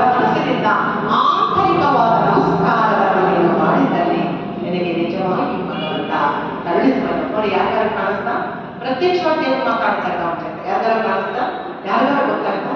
ಅದು ಕೇವಲ ದೇವರ ಮತ್ತು ಭಕ್ತರ ನಡುವಿನ ಸಂಬಂಧ. ಈ ಸಂಬಂಧವನ್ನು ಅರಿಸಲು ಯಾರಿದ್ದಲೂ ಸಾಧ್ಯವಿಲ್ಲ. ಇಡೀ ಪ್ರಪಂಚವೇ ಎದುರಾದರೂ ಸಹ ಆ ದೇವರು ನನ್ನನ್ನ ಎಂದೂ ಕೈ ಬಿಡುವುದಿಲ್ಲ. ಅವನು ನಮ್ಮನ್ನ ಸದಾ ರಕ್ಷಣೆ ಮಾಡ್ತಾನೆ ಅಂತಕ್ಕಂಥದಕ್ಕೆ ಈ ಒಂದು ದೃಷ್ಟಾಂತಕ್ಕೆ ನಮಗೆ ಸಾಕ್ಷಿ ಇಲ್ಲ. ಇದನ್ನೇ ಅವರು ಹೇಳ್ತಾ ಇದ್ದು, ಆ ಎಲ್ಲಾ ದೇವರಿಗೂ ನಮಸ್ಕಾರ ಮಾಡ್ತೀಯಾ, ಆದರೆ ಒಳಗಣ್ಣು ದೃಷ್ಟಿಯಿಂದ ನಿನ್ನ ಕೃಪಾ ದೃಷ್ಟಿ ಒಂದು ಸಾರಿ ನನ್ನ ಮೇಲೆ ಬಿದ್ದರೆ ನಾನಿಮಾದಿ ಸಿದ್ಧಿಗಳು ಸಿಗುತ್ತವೆ, ನನ್ನ ಕರ್ಮವೆಲ್ಲವೂ ಕರ್ಪೂರದಂತೆ ಉರಿದು ಹೋಗುತ್ತೆ ಅಂತಕ್ಕಂಥದ್ದನ್ನ ತಾಯಿ ಅಂತ ಪ್ರಾರ್ಥನೆ ಮಾಡ್ಕೊಳ್ತಾರೆ. ಇದು ನಮಸ್ಕಾರ. ಈಗ ಅರ್ಥ ಆಗ್ತಿದ್ದಾರೆ ನಮಗೆ ಒಂದೊಂದು ನಮಸ್ಕಾರಕ್ಕೂ ಎಷ್ಟು ಮೌಲ್ಯ ಇದೆ ಅಂತಕ್ಕಂಥದ್ದು ಗೊತ್ತಾಗ್ತಾ ಇದೆ. ನೆಕ್ಸ್ಟ್ ಹೇಳ್ತಾ ಇದ್ದಾರೆ, ಲಬ್ಧ ಸತ್ವ ತ್ರಿಪುರ ಸುಂದರಿ ತಾವಕೀನ ಕಾರಣ್ಯ ಕನ್ನಡಿತ ಕಾಂತಿಕರ ಪ್ರಕಾಶ ಕಂದರ್ಪ ಕೋಟಿ ಸುಭಗಸ್ವೈ ಭಕ್ತಿ ಭಾಸಃ ಸಮೂಹ ಎತ್ತಿ ತರುಣಿ ಭುವನ ಬರೆಯಿತು. ತಾಯಿ, ನಿನ್ನ ಕಾಂತಿಪೂರ್ಣವಾದ ಕಟಾಕ್ಷಗಳು ನಿನ್ನ ಭಕ್ತರ ಮೇಲೆ ಒಮ್ಮೆ ಬಿದ್ದರೆ ಸಾಕು, ಅವರ ಕೋಟಿ ಮನ್ಮತಿಗೆ ಸಮಾನವಾದ ಸೌಂದರ್ಯವನ್ನು ಪಡೀತಾರೆ ಅನ್ನೋದ್ರ ಬಗ್ಗೆ ನಾವು ಚಿಂತನೆ ಮಾಡಿ. ಈಗ ಹೇಳ್ತಾ ಇದ್ದಾರೆ, ರೇಖಾರಮೇವ ತವನಾಮ ಗುಣಂತೆ ವೇದಾಹ ಮಾತಸ್ಮೈ ಕೋನನೆಲೆಗೆ ತ್ರಿಪುರೇ ತ್ರಿನೇತ್ರೆ ಸ್ವಸಂಸ್ಕೃತೋ ಯಮ ಭಟಾವಿಮಂ ವಿಹಾಯ ನೀರೆತ್ತಿ ನಂತರವೇ ಸಹ ಲೋಕಪಾಲನೆ. ಅಂದ್ರೆ ಶ್ರೀಚಕ್ರವಾಸಿ ತ್ರಿಪುರಿದು ತ್ರಿನೇತ್ರಿಯಾದ ನಿನ್ನನ್ನ ವೇದಗಳು ಇಂತಹ ಮತಗಳಿಂದ ಉಚ್ಚರಿಸ್ತದೆ. ನಮಗೆ ಪೂಜ್ಯ ಶಂಕರಾಚಾರ್ಯರ ಒಂದು ದೇವಿನ ಪ್ರತ್ಯಕ್ಷ ಮಾಡ್ಕೊಂಡಿದ್ದು ಪಗಡೆ ಆಟ. ಆ ಪಗಡೆ ಆಟ ಮುಗಿಯೋದ್ರೊಳಗೆ ಶ್ರೀಚಕ್ರದವರೆಗೆ ಹೇಗೆ ಒಂದು ಪ್ರವೇಶ ಮಾಡುವಂತಕ್ಕಂಥದ್ದು ಮೊನ್ನೆ ತಾನೇ ನಾವು ಒಂದು ಚಿಂತನೆಯನ್ನು ಹೇಳ್ತೀವಿ. ಹಾಗೆ ಆ ಒಂದು ಬೀಜಾಕ್ಷರ ಮಂತ್ರದಲ್ಲಿರ್ತಕ್ಕಂತಹ ನಿನ್ನನ್ನ ಒಂದು ಸಾರಿ ನಾನು ರೇಖಾನ ನೋಡಿ, ರೇಖಾರ ಅಂತಕ್ಕಂಥದ್ದು ಇಲ್ಲಿಂದ ನಾವಿಯಿಂದ ಬರುತ್ತೆ. ಈ ಬಾಯಿಂದ ಬರಲ್ಲ, ಗಂಟಲಿಂದ ಬರಲ್ಲ. ರೀಕಾರ ಅನ್ನೋದು ಇಲ್ಲಿಂದ ಬರುತ್ತೆ. ರೀಕಾರ ಎಲ್ಲಿಂದ ಬಂದಾಗ ಪೂರ್ಣವಾದ ಒಳಗಿನ ಸ್ಪಂದನ ಆಗುತ್ತೆ. ಅದಕ್ಕೆ ಬೀಜಾಕ್ಷರಿ ಮಂತ್ರ, ಅದು ಪೂರ್ಣವಾದ ಶಕ್ತಿಯುತವಾಗಿರ್ತಕ್ಕಂತಹ ಮಂತ್ರ. ಅಂತಹ ಮಂತ್ರವನ್ನ ನಾನು ಒಂದು ಸಾರಿ ಮನಸಾರೆ ನಿನ್ನನ್ನ ರೇಖಾರಿಯಿಂದ ತ್ರಿಪುರ ಸುಂದರಿ ಅಂತ ನಾನು ನಿನ್ನನ್ನು ಕರೆದಿದ್ದೇನೆ. ಆದರೆ ಮರಣ ಕಾಲದಲ್ಲಿ ನನಗೆ ಯಮದೂತರ ಹೆದರಿಕೆಯೇ ಇಲ್ಲ. ಯಮದೂತರು ಬಂದು ನನ್ನನ್ನ ಕರ್ಕೊಂಡು ಹೋಗ್ಬಿಡ್ತಾರೆ, ನನಗೆ ಮಾಡ್ತಾರೆ ಅಂತಕ್ಕಂಥ ಭಯವು ನನಗೆ ಇಲ್ಲ. ಅದಕ್ಕೆ ಯಮದೂತ ಹೇಳ್ತಾರೆ, ಶಿವ, ನೀನ್ ಕೊಟ್ಟ ಕೆಲಸವನ್ನೇ ನಾನು ಮಾಡ್ತಾ ಇದ್ದೀನಿ, ಆದ್ರೆ ಯಾರಿಗೂ ಗೊತ್ತಾಗ್ತಾ ಇಲ್ಲ. ನೀನ್ ಕೊಟ್ಟಿರೋ ಕೆಲಸ ಅಂತ ಯಾರಿಗೂ ಗೊತ್ತಾಗ್ತಿಲ್ಲ. ಆದ್ರೆ ನನ್ನ ನೋಡಿದ್ರೆ ಎಲ್ಲರೂ ಭಯ ಪಡ್ತಾರೆ, ಕೆಟ್ಟದಾಗಿ ಭಾವಿಸ್ತಾರೆ. ನನ್ನನ್ನು ನೋಡಿದ್ರೆ ಆಗೋದೇ ಇಲ್ಲ ಯಾರಿಗೂ ಸಹ. ಎಂಥ ನೀನು ನನಗೆ ಕೆಲಸವನ್ನು ಕೊಟ್ಟು ಇಡೀ ಜಗತ್ತೇ ನನ್ನನ್ನು ನಿಷ್ಠೂರ ಮಾಡುವ ಹಾಗೆ ಮಾಡಿದೆಯಲ್ಲ, ನನಗೆ ಯಾಕೆ ಈ ಒಂದು ಯಮದೂತನ ಕೆಲಸವನ್ನ ಕೊಟ್ಟಿದ್ದು ನೀನೆ, ಮಾಡುವವನು ನೀನೆ, ಮಾಡಿಸುವವನು ನೀನೆ, ಎಲ್ಲವೂ ನೀನೆ. ಆದರೆ ಕೆಟ್ಟವನಾಗುವನು ಮಾತ್ರ ನಾನಲ್ಲವೇ ಅಂತ ಯಮದೂತ ಹೇಳ್ತಾರಂತೆ. ಅದಕ್ಕೆ ಈಶ್ವರ ಹೇಳ್ತಾನೆ, ಯಮದೂತ, ನೀನು ಕೊಟ್ಟ ಕೆಲಸವನ್ನ ನೀನು ಎಷ್ಟು ನಿಷ್ಠೆಯಿಂದ ಮಾಡ್ತೀಯ ಅಂತಂದ್ರೆ ಆ ನಿಷ್ಠೆಯಲ್ಲಿ ಬೇರೊಂದು ಮಾತಿಲ್ಲ, ಒಂದು ಲೋಕ ದೋಷಕ್ಕೂ ಇಲ್ಲ. ಯಾರು ನಿಷ್ಠೆಯಿಂದ ಮಾಡುತ್ತಾರೋ ಅವನು ಶಿವಸ್ವರೂಪವೇ ಆಗಿದ್ದಾನೆ. ನೀನು ಶಿವನೇ ಆಗಿದೆಯ. ಧನ್ಯೋಸ್ಮಿ ಶಿವ. ಆದರೆ ನನಗೆ ಒಂದು ಪ್ರಶ್ನೆ ಏನು ಅಂತಂದ್ರೆ, ನೀನು ನನಗೆ ಕೊಟ್ಟಿದ್ದ ನಿಷ್ಠೆಯನ್ನ ಮಾಡ್ತಾ ಇದ್ದೀನಿ, ನಿನ್ನ ಭಕ್ತರೂ ಆದ ತಕ್ಷಣ ನಾನು ಯಮದೂತನಾಗಿ ಹೋಗಿ ಆ ಒಂದು ಹಸ್ತವನ್ನ ಹಾಕಿ ಅವರನ್ನ ಎಳೆದುಕೊಳ್ಳಲು ಹೋದರೆ ನೀನು ಅಡ್ಡಿ ಒಂದು ನಿಲ್ಲವೆಯಲ್ಲ. ಇವನು ನನ್ನ ಭಕ್ತ, ನೀನು ತೆಗೆದುಕೊಳ್ಳುವ ಆಗಿಲ್ಲ ಅಂತ ನನ್ನನ್ನೇ ಘೋಷಿಸಿ ಅಡ್ಡ ಮಾಡುವೆಯಲ್ಲ, ಇದು ಸರಿಯೇ ಅಂತ ಯಮದೂತ ಶಿವನ ಪ್ರಶ್ನೆ. ಅದಕ್ಕೆ ಶಿವ ಹೇಳ್ತಾನೆ, ಏನು ಮಾಡಲಿ, ನಾನೇ ವರವನ್ನು ನಿನಗೆ ಕೊಟ್ಟಿದ್ದೆ ಆದರೂ ಸಹ ನನ್ನ ಭಕ್ತರು ಎಂದಾಗ ನಾ ಭಕ್ತರ ಕಣ್ಣೆಯಲ್ಲಿ ಕಣ್ಣೀರು ಹೇಗೆ ಬರುತ್ತೋ ಹಾಗೆ ನನ್ನ ಹೃದಯದಲ್ಲೇ ಕಣ್ಣೀರು ಬಂದ್ಬಿಡುತ್ತಪ್ಪ. ನಾನು ಏನ್ ಮಾಡಲಿ, ಭಕ್ತರೇ ನನ್ನ ಆಸ್ತಿ ಎಂಬ ಆ ಭಕ್ತರೊಂದಿಗೆ ನನಗೆ ಬರೆದು ಬಿಟ್ರೆ ಯಾರಿಗೂ ಅವಕಾಶ ಕೊಡುವುದಿಲ್ಲ. ಆ ಭಕ್ತರನ್ನು ನನ್ನ ಮನೆಯಲ್ಲೇ ಇಟ್ಟುಕೊಂಡು ನಾನೇ ಬೆಳೆಸುತ್ತೇನಪ್ಪ, ನಾನೇ ಶ್ರೀರಕ್ಷೆಯನ್ನ ಕೊಡುತ್ತೇನೆ. ಅದಕ್ಕೆ ಏನು ಮಾಡಲಿಕ್ಕೆ ಸಾಧ್ಯವಿಲ್ಲ. ಇಂಥ ಸಮಯದಲ್ಲಿ ನೀನು ನಿಷ್ಠೂರನಾಗಲು ಒಪ್ಪಿಕೊಳ್ಳುತ್ತೇನೆ. ಆದರೆ ಈ ಒಂದು ನಿಯಮದಲ್ಲಿ ನಾನು ನಿನ್ನ ನಿಷ್ಠತೆಗೆ ಅಡ್ಡಿ ಬರುತ್ತೇನೆ, ಕ್ಷಮಿಸುತ್ತ ಈಶ್ವರನೇ ಯಮದೂತರನ್ನ ಕ್ಷಮೆಗೆ. ಇದು ಭಕ್ತರಿಗೂ ಶಿವನಿಗೂ ಇರ್ತಕ್ಕಂತಹ, ತಾಯಿಗೂ ಇರ್ತಕ್ಕಂತಹ ಸಂಬಂಧ, ಆಂತರ್ಯ, ಪ್ರೀತಿ, ವಾಸ್ತವ್ಯ, ಕರುಣೆ. ಮುಂದೆ ಹೇಳ್ತಾ ಇದ್ದಾರೆ, ಅಂಥ ನರಗಸ್ಯ ವೇಗಾಃ ನಾ ಶ್ವಾಸನಾಯ ದೇವಿ ಮಾತರಿದಂತ ಮಾತ ದೇಹಸ್ಯ ಶಶ್ವತ ಮೃತಾಮೃತ ಶೀತಲಸ್ಯ. ತಾಯಿ ತ್ರಿಪುರಾಕಾಮಿಯಾದ ಶಿವನು ವಿಷವನ್ನೇ ಕುಡಿದ. ಅವನು ವಿಷವನ್ನ ಕುಡಿದಾಗ ನೀನು ಹೋಗಿ ಈ ಗಂಟಲನ್ನ ಕೈ ಇಟ್ಕೊಂಡ್ಬಿಟ್ಟೆ. ಯಾತಕ್ಕೋಸ್ಕರ ಇಟ್ಕೊಂಡೆ ತಾಯಿಯನ್ನು? ಯಾತಕ್ಕೋಸ್ಕರ ಇಟ್ಕೊಂಡೆ ತಾಯಿಯನ್ನು ಅಂದರೆ ಆ ವಿಷವೇನಾದರೂ ಒಳಗೆ ಹೋಗಿದ್ದಲ್ಲಿ ಇಡೀ ಪ್ರಪಂಚವೇ ಕರೆಯುವಾಗಿ ಹೇಳ್ತಾ ಇದ್ದಪ್ಪ. ಆ ಪ್ರಪಂಚ ಕರೆಯ ಆಗಬಾರದು, ಎಲ್ಲರಿಗೂ ರಕ್ಷಣೆ ಕೊಡ್ತಕ್ಕಂಥ ಈಶ್ವರ ಯಾವತ್ತೂ ಆಗಬಾರದು. ಗಂಟಲಲ್ಲೇ ಕೈ ಹಿಡಿದು ಅದಕ್ಕೆ ನೀಲಕಂಠ ವಿಷಕಂಠ. ಒಂದು ಕಡೆ ನೀಲಕಂಠ ಈಶ್ವರ, ಅವನೇ ತಕ್ಕಂಥದ್ದು. ವಿಷಕಂಠ ಯಾವುದು? ಯೋಚನೆ ಮಾಡಿ ನೋಡಿ. ಈ ಪಂಚಭೂತಗಳಿರ್ತಕ್ಕಂಥದ್ದು ಏನಿದೆ? ಪಂಚೇಂದ್ರಿಯಗಳು, ಪಂಚೇಂದ್ರಿಯಗಳು ನಮ್ಮ ಮುಖದಲ್ಲಿ ಇರುತ್ತೆ ಕಣ್ಣು, ಕಿವಿ, ಬಾಯಿ, ನಾಲಿಗೆ, ಕೆಚ್ಚಲು. ಹಾಗಾಗಿ ಎಲ್ಲವನ್ನ ಇಡೀ ಒಂದು ನಮ್ಮ ಜೀವನದ ಇಡೀ ಸಾರವನ್ನ ನೋಡ್ತಾ ಹೋಗಿ ಕೆಲಸ ಮಾಡ್ತಕ್ಕಂಥದ್ದು ಈ ಪಂಚೇಂದ್ರಿಯಗಳು ಅಲ್ಲ. ಈ ಪಂಚೇಂದ್ರಿಯಗಳ ಮಾಡ್ತಕ್ಕಂತಹ ಈ ಒಂದು ಲೋಪ ದೋಷಗಳು ಏನಿದೆ, ತಪ್ಪುಗಳು ಏನಿದೆ, ಅದೆಲ್ಲವೂ ಸಹ ವಿಷವೇ ಆಗಿದೆ. ಅದಕ್ಕೆ ವಿಷಕಂಠ ಅಂದ್ರೆ ಈ ಕಂಠದಿಂದ ಈ ಒಂದು ಏನೆಲ್ಲ ಲೋಪ ದೋಷಗಳಾದವು ಅದೆಲ್ಲವೂ ಸಹ ಈ ಒಂದು ಹಾಗೆ ನಾಲಿಗೆ ಮಾತುಂತಕ್ಕಂಥದ್ದು ಕೊಟ್ಟಿದೆ. ಅದರಿಂದ ಆ ಭಗವಂತನ ಸ್ಮರಣೆ ಮಾಡುತ್ತಾ ನಮಸ್ಕಾರವನ್ನ ಮಾಡಿದ್ದೇ ಆದರೆ ಆ ಪಂಚೇಂದ್ರಿಯಗಳಿಂದ ಆದಂತಹ ವಿಷಕಂಠ ಲೋಪ ದೋಷಗಳೇನಿದೆ ಅವೆಲ್ಲವೂ ದೇವಿಯ ಪಾದಕ್ಕೆ ಅರ್ಪಿತವಾಗಿ ದೇವಿ ನಮಗೆ ಕೊನೆತಕ್ಕಂಥ ವರವನ್ನೇ ಕೊಡ್ತಕ್ಕಂಥವಳು ಅಂತ ಕೆಲಸವನ್ನು ಮಾಡಿದರೆ ಯಾರಂತಾರೆ? ನೀನೇ ಅಲ್ಲವೇ? ಶಿವನೇ ಆದರೂ ಸಹ ಶಿವನನ್ನು ರಕ್ಷಣೆ ಮಾಡಿದ್ದು ನೀನೇ ಅಲ್ಲವೇ ತಾಯಿ? ಅದಕ್ಕೆ ಅರ್ಥವಾಗ ನೀನಾಗಿದ್ದಲ್ಲವೇ ದೇವರನ್ನು? ಅದಕ್ಕೆ ಅರ್ಥಾಂಗಿ ಅಂತ ಹೇಳೋದು. ದಾಂಪತ್ಯ ಜೀವನದಲ್ಲಿ ಅರ್ಥಾಂಗಿ ಅಂತ ಕರೆಯೋದು ಅದಕ್ಕೆ. ಆದರೆ ನಾವು ಯಾರು ಗೊತ್ತಿಲ್ಲ, ಪುರುಷಾಸ್ತಿ ಮುಂದೆ ಗೊತ್ತಿರ್ತಕ್ಕಂಥದ್ದು ಅರ್ಥಾಂಗಿ ಅಂದರೆ ಇಬ್ಬರ ಅರ್ಧ ಅರ್ಧ ಜೀವ ಸೇರಿ ಒಂದು ಜೀವ ಆಗಿದೆ. ಅದೇ ಕುಟುಂಬದ ರಕ್ಷಣೆ, ಅದೇ ಒಂದು ಸಂಸಾರದ ಒಂದು ಸಾಧನ ನಮಗೆ ಗೊತ್ತಿಲ್ಲ. ಅಲ್ಲಿಗೆ ಏನ್ ಮಾಡ್ತೀವಿ ನಾವು? ನನ್ನದೆಂಬ ಅಹಂಕಾರವನ್ನು ಅಳಿಸಿಕೊಂಡು ಎಲ್ಲದರ ಪ್ರಯೋಗ ಮಾಡಿ ನಿನಗಿಂತ ನಾನೇನು ಕಡಿಮೆ ಇಲ್ಲ, ನನಗಿಂತ ನೀನೇನು ಕಡಿಮೆ ಇಲ್ಲ ಅಂತ ಗಂಡ ಹೆಂಡತಿಯ ಸಂಸಾರ ಸಾಗರದಲ್ಲಿ ಕಿತ್ತಾಡ್ತಾ ಆ ಮಕ್ಕಳಿಗೂ ಆ ಒಂದು ಸಂಸ್ಕಾರವಿಲ್ಲದಂತೆ ಮಾಡಿ ಅವರಿಗೂ ಸಹ ಸನ್ಮಾರ್ಗದಲ್ಲಿ ನಡೆಸದೆ ಬೇರೆ ಮಾರ್ಗವನ್ನು ಮಾಡ್ತಾ ಇರ್ತಕ್ಕಂಥವರು ಯಾರು ಅಂದರೆ ನಾವೇ. ಇದಕ್ಕೆ ಕಾರಣ ಏನು? ನನ್ನಲ್ಲಿರ್ತಕ್ಕಂಥ ಎಂಬ ಅಹಂಕಾರ. ಇದನ್ನು ಅಳಿಸಿ ಹಾಕಿದ್ದೇ ಆದರೆ ಗಂಡ ಹೆಂಡತಿ ಅನ್ನೋ ಒಂದು ಪದದ ಅರ್ಥ ಏನಿದೆ, ಆ ಒಂದು ಮದುವೆಯಲ್ಲಿ ಪ್ರತಿಯೊಂದು ಮಂತ್ರಕ್ಕೂ ಅರ್ಥ ಇದೆ. ಆ ಮದುವೆ ಮಾಡಿಸುವಾಗ ಎಲ್ಲ ಮಂತ್ರಗಳ ಅರ್ಥವನ್ನ ತಿಳಿಸ್ತಾರೆ. ಇದೆಲ್ಲ ತಿಳ್ಕೊಂಡು ಸಪ್ತ ಬದಿಯನ್ನು ಯಾಕೆ ಕಳಿಸಿದ್ರು, ಆ ಮಂಗಲವನ್ನು ಯಾಕೆ ಕಳಿಸಿದ್ರು, ಆಲೋಚನೆ ಯಾಕೆ ಹಾಕಿಸಿದ್ರು, ಇದೆಲ್ಲದರ ಅರ್ಥವನ್ನ ತಿಳಿದುಕೊಂಡು ಸಂಸಾರದಲ್ಲಿ ನಾನು ಹೇಗಿರಬೇಕು, ಮದುವೆ ಆದ ಮೇಲೆ ನನ್ನ ಒಂದು ಕಾರ್ಯ ಏನ್ ಮಾಡಬೇಕಾಗಿದೆ, ನನ್ನ ಕರ್ತವ್ಯ ಏನಿದೆ, ನಾನು ಬೆಳೆದಿರುವ ರೀತಿ ಗೊತ್ತಾದರೂ ಸಹ ಈಗ ಬೆಳೆಯುವ ರೀತಿಯನ್ನು ನಾನು ಮೊದಲಿಂದ ಕಲಿಬೇಕಾಗಿರುವ ಒಂದು ಶ್ರದ್ಧೆಯನ್ನ ತೆಗೆದುಕೊಂಡು ಆ ದೇವಿ ತಿಳಿಸಿರುವ ರೀತಿ ನಾವು ನಡೆದದ್ದೇ ಆದರೆ ಅದು ಶಿವ ಪಾರ್ವತಿಗೆ ಹೇಗೆ ಅರ್ಥಾಗಿರಾದರು ಹಾಗೆ ನಾವು ಸಹ ಸಂಸಾರದಲ್ಲಿ ಲೌಕಿಕದಲ್ಲಿ ಹಿಡಿತರಾಗಿದ್ದೀವಿ, ಆಂತರಿಕದಲ್ಲಿ ಶಿವ ಪಾರ್ವತಿಯರು ನಾವೇ ಆಗಿದ್ದಿರತಕ್ಕಂಥ ಭಾವವನ್ನು ತೆಗೆದುಕೊಂಡು ಆ ಸನಾತನ ಧರ್ಮದಲ್ಲಿ ನಾವು ಬೆಳೆದಿದ್ದಾದರೆ ಖಂಡಿತ ದೇವಿ ನಮಗೆ ಕಳಿಸ್ತಾರೆ. ಅದಕ್ಕೆ ಹೇಳ್ತಾರೆ ಇಂಥ ದೇವರ ಆಸೆ ಶಿವನಿಗೆ ಈ ಪೂರ್ವ ವಿಷಯವನ್ನ ನೀನು ಹೇಗೆ ತಾನೇ ಸಹಿಸಿಕೊಳ್ತಾರೆ? ಆ ದೇವರಿಂದ ಸಮೇತನ ಅಷ್ಟೇ ಮೇಲಿಲ್ಲ ಅಂದ್ರೆ ಈ ಕ್ರೂರ ವಿಷಯವನ್ನು ನೀನು ಸಹಿಸಿಕೊಳ್ತಾ ಇದೆ. ಅದೇ ರೀತಿ ನಮಗೂ ಸಹ ಜೀವನದಲ್ಲಿ ಕ್ರೂರ ವಿಷಯಗಳು ತುಂಬಾ ಬಂದಿದ್ದಾವೆ. ಇವೆಲ್ಲವನ್ನ ಸಹಿಸಿಕೊಳ್ಳೋದಕ್ಕೆ ತಾಯಿ ರೂಪದಲ್ಲಿ ಬಂದವಳು ನಮ್ಮನ್ನ ರಕ್ಷಣೆ ಮಾಡಲೇ ಇದ್ದಿದ್ರೆ ನಾವು ರಕ್ಷಣೆ ಮಾಡ್ಕೊಳ್ಳೋದಕ್ಕೆ ಸಾಧ್ಯವೇ ಆಗ್ತಾ ಇಲ್ಲ. ಅದಕ್ಕೆ ಪ್ರತಿಯೊಬ್ಬರ ಸ್ತ್ರೀಗೂ ಸಹ ಆ ತಾಯಿ ತ್ಯಾಗ ಬೇಕಂತ ಕಳೆಯನ್ನು ಕೊಟ್ಟಿರ್ತಕ್ಕಂಥದ್ದು ಆದಿಶಕ್ತಿ. ಆ ಒಂದು ದೇಶಕ್ತಿಯನ್ನ ಕೈಯಲ್ಲಿ ಕೊಟ್ಟಿದ್ದಾರೆ. ಆ ಕೈಯನ್ನು ಸಂಸದರದ ತಲೆ ಮೇಲಿದ್ರೆ ಎಂಥ ಮನುಷ್ಯನಿಗೂ ಎಂಥ ಚಿಂತೆಗಳಿಗೂ ಸಹ ದೂರ ಸರಿದರೆ ನನಗೆ ತಾಯಿಯ ಆಶೀರ್ವಾದ ನಮಗೆ ಪೂರ್ಣವಾದ ನಮ್ಮ ಒಂದು ಇದು ಕಷ್ಟಗಳಿದೆ ಎಲ್ಲವನ್ನ ಪರಿಹರಿಸಿ ಬೆಳಕನ್ನು ನೀಡತಕ್ಕಂತಹ ಆಶೀರ್ವಾದ. ಅದಕ್ಕೆ ಶಿವನೊಬ್ಬನೇ ಇಲ್ಲದೆ ಸಾಲದು, ಶಿವನ ಜೊತೆಗೆ ತಾಯಿಯೇ ಇರಬೇಕು. ತಾಯಿ ಇಲ್ಲದೆ ಶಿವನೊಬ್ಬನಿದ್ದರೆ ಏನು ನಡೆಯುವುದಿಲ್ಲ, ತಾಯಿ ಇರಲೇಬೇಕು ಅನ್ನೋದನ್ನ ಪೂರ್ಣವಾಗಿ ಶಂಕರಾಚಾರ್ಯರಲ್ಲಿ ಸ್ಪಷ್ಟಪಡಿಸ್ತಾ ಇದ್ದಾರೆ.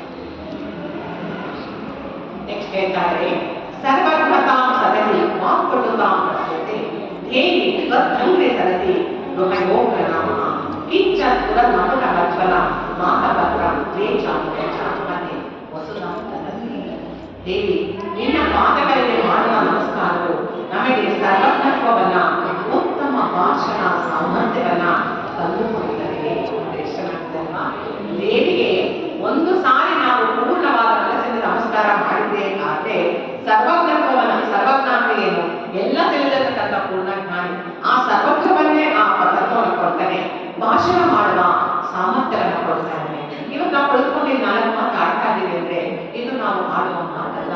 ಆ ದೇವಿ ಗುರುಗಳು ನಮ್ಮೊಳಗೆ ಗುರುತಿಸ್ತಕ್ಕಂತಹ ನಾನುಡಿಗಳು. ಅದಕ್ಕೆ ಹೇಳ್ತಾರೆ, ದೇವಿ ಏನು ನುಡಿಸ್ತಾ ಇದ್ದಾರೋ ಅದನ್ನ ನಿನ್ನ ಕಿವಿಗಳು ಸಹ ಅನುಸರಿಸಿಕೊಂಡು ನಿನ್ನ ಚಿತ್ತ ಶುದ್ಧಿಯಾಗಿರ್ತಕ್ಕಂಥ ಪ್ರಾರ್ಥನೆಯಿಂದ ಆ ಭಾಷಣವನ್ನು ಮಾಡುತ್ತಾರೆ ಹೇಳ್ತಾರೆ. ಆ ಅದನ್ನು ನಾವು ಸ್ಪಷ್ಟಪಡಿಸ್ಕೋಬೇಕು. ಯಾಕೆಂದ್ರೆ ನಾವು ಏನು ಭಾಷಣ ಅಂತಂದ್ರೆ ನಾವು ಅದೆಲ್ಲ ಬರ್ಕೊಂಡು ನೋಡ್ಕೊಂಡು ಓದ್ಕೊಂಡು ಅದನ್ನ ಮಾಡಿ ಹೇಳ್ತೀವಲ್ಲ, ಅದು ಭಾಷಣ.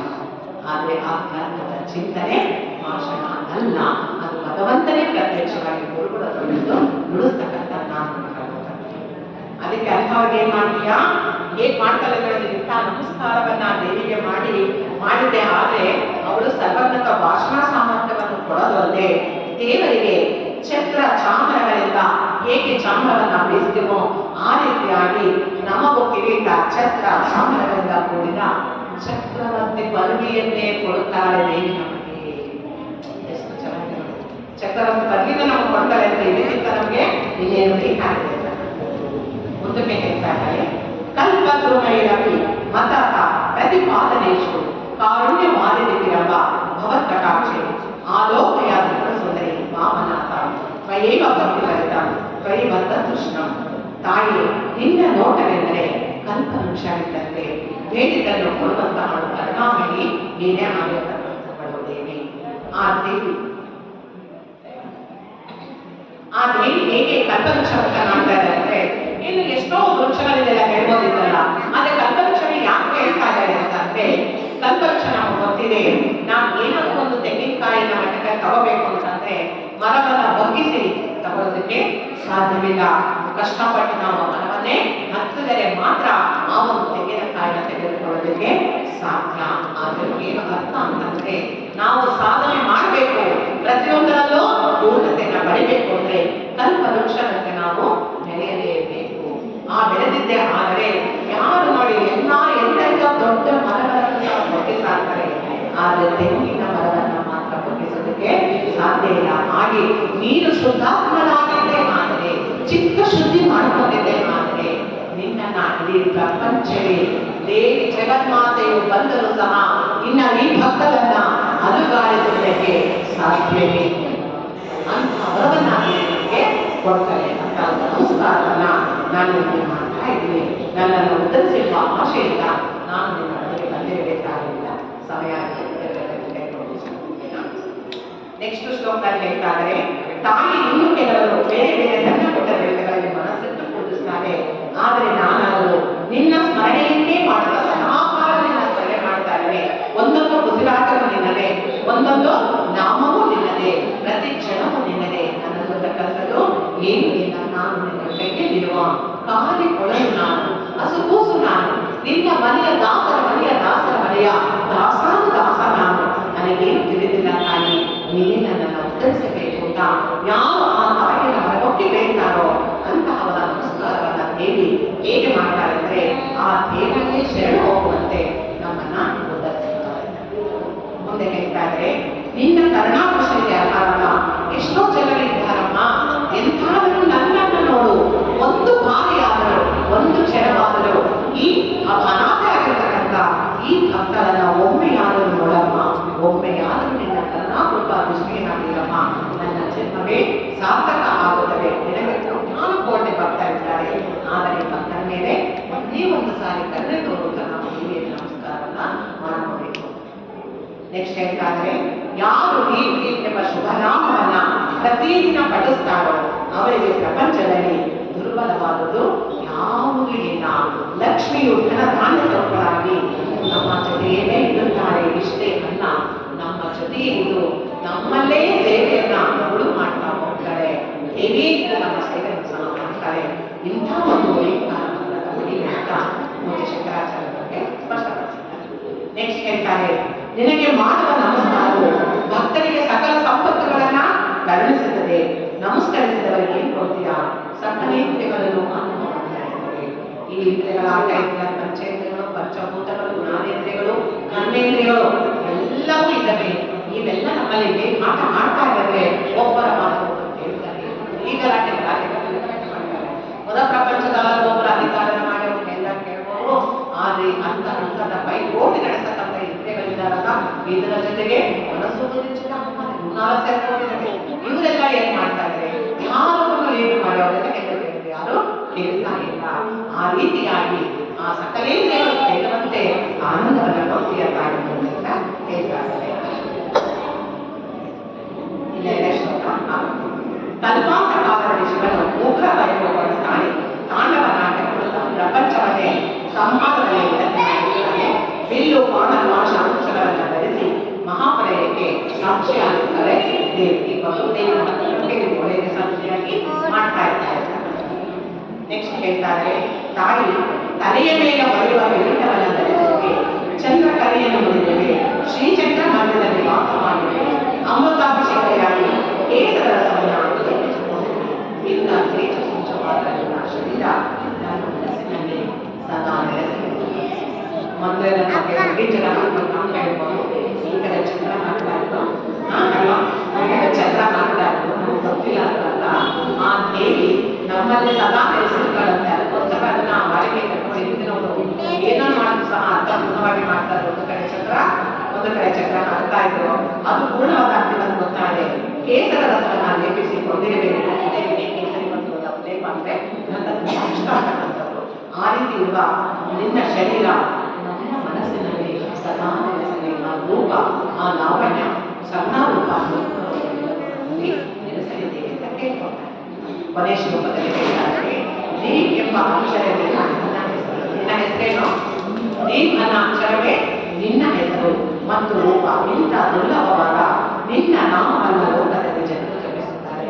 ಇಂಥ ದುರ್ಲಭ ನಾಮ ತಿಳಿಸುವುದರಿಂದ ಇದು ಬೀಜಾಕ್ಷರಿ ಮಂತ್ರ, ಪೂರ್ಣವಾದ ಶಕ್ತಿಯುತವಾಗಿರ್ತಕ್ಕಂತಹ ಮಂತ್ರ. ಅದಕ್ಕೆ ಅನೇಕಾರ ಬೀಜಾಕ್ಷರಗಳಿಂದ ಕೂಡಿರ್ತಕ್ಕಂತಹ ಮಂತ್ರಗಳನ್ನ ಚಪ್ಪಲೆ ಹಾಕಿಕೊಂಡು ಓಡಾಡುವಾಗ ಹೇಳಬಾರದು. ಮತ್ತೆ ನಾವು ಹೊರಗೆ ಹಾಕಲು ಹೇಳಬಾರದು. ಪೂರ್ಣವಾಗಿ ಒಂದು ಜಾಗದಲ್ಲಿ ಬೆಳೆದುಕೊಂಡು ದೇವರಿಗೆ ಪೂರ್ಣವಾದ ಶುದ್ಧವಾದ ನಮಸ್ಕಾರವನ್ನು ಮಾಡಿ ಈ ಒಂದು ಮಂತ್ರವನ್ನ ಸ್ಮರಣೆ ಮಾಡಬೇಕು. ಶಕ್ತಿಯುತವಾಗಿರ್ತಕ್ಕಂಥ ಮಂತ್ರ ಅದನ್ನು ಏಕತೆ ಮಾಡಿ ಬಳಸುವ ಅವಕಾಶ ಯಾರಿಗೆ ಕೊಟ್ಟಿಲ್ಲ. ಅದಕ್ಕೆ ಆ ಮಹತ್ವವನ್ನ ಬಿಟ್ಟಿದ್ದಾರೆ. ನನ್ನ ಶಕ್ತಿ ನಮ್ಗೆ ಅರ್ಥ ಆಗೋದಿಲ್ಲ. ಆ ಶಕ್ತಿನ ಪಡ್ಕೋಬೇಕು ಅಂದ್ರೆ ನಾವು ಅದೇ ರೀತಿಯಾಗಿ ಮಾಡಬೇಕು.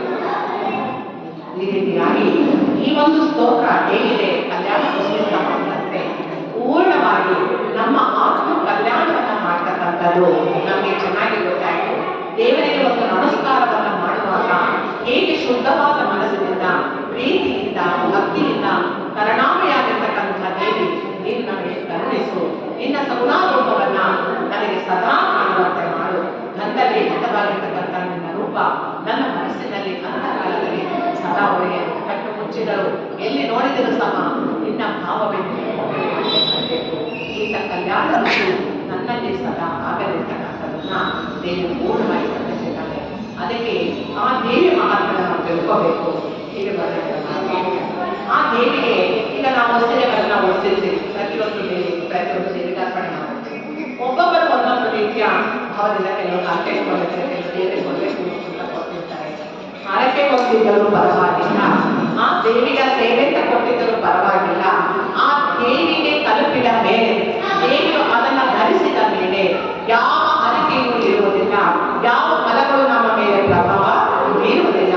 ಪೂರ್ಣವಾದ ಶುದ್ಧವಾದ ದೇವಿಯ ಶಿಲಾಸುರವನ್ನು ಸ್ಪರ್ಶ ಯಾವ ಕಾರ್ಯವರಿಗೆ ಅದು ಪವಿತ್ರವಾಗಿರ್ತಕ್ಕಂಥದ್ದಾಗಿದೆ. ಅದನ್ನು ನಾವು ತೆಗೆದುಕೊಂಡು ಉಟ್ಕೊಂಡ್ರೆ ತುಂಬಾ ತುಂಬಾ ಸಂತೋಷ ಆಗುತ್ತೆ. ಆ ದೇವಿ ನಮಗೆ ಕರುಣೆ ಕೊಡ್ತಾರೆ, ಎಲ್ಲಾ ಶಕ್ತಿಯನ್ನು ನಮಗೆ ಕೊಡ್ತಾರೆ. ಅಂತ ಒಂದು ದೇವಿ ಸೀರೆಗಳನ್ನು ನಾವು ಕೊಟ್ಟಾಗ ಉದಾಸೀನ ಮಾಡಬಾರ್ದು. ಯಾಕೆ ಹೇಳ್ತಾರೆ ಅಂದ್ರೆ, ಕೆಲವು ಕಡೆ ಹರಕೆ ಮಾಡಿರ್ತಕ್ಕಂಥದ್ದಿದೆ, ಅದನ್ನು ಉಟ್ಕೊಂಡ್ರೆ ನಮಗೆ ಕಷ್ಟಗಳು ಬಂದ್ಬಿಡುತ್ತೆ, ನಮ್ಗೆ ಇದಾಗುತ್ತೆ, ಬೇಡ ಅನ್ನೋ ಭಾವನೆ ಬರುತ್ತೆ. ಖಂಡಿತ ಇಲ್ಲ. ಅದು ದೇವಿಗೆ ತಲುಪುವವರೆಗೂ ನಿಮ್ಮ ಹರಕೆ ಅಷ್ಟೇ. ದೇವಿಗೆ ತಲುಪಿದ ಮೇಲೆ, ದೇವಿ ಆ ಸ್ಥಿತಿಯನ್ನು ಧರಿಸಿದ ಮೇಲೆ ಎಲ್ಲ ದೋಷಗಳು ಹೊರಟೋಗಿರ್ತವೆ. ಆ ದೇವಿಯ ಶಕ್ತಿ, ಚೈತನ್ಯ, ಪೂರ್ಣವಾದ ಒಂದು ಕರುಣಾ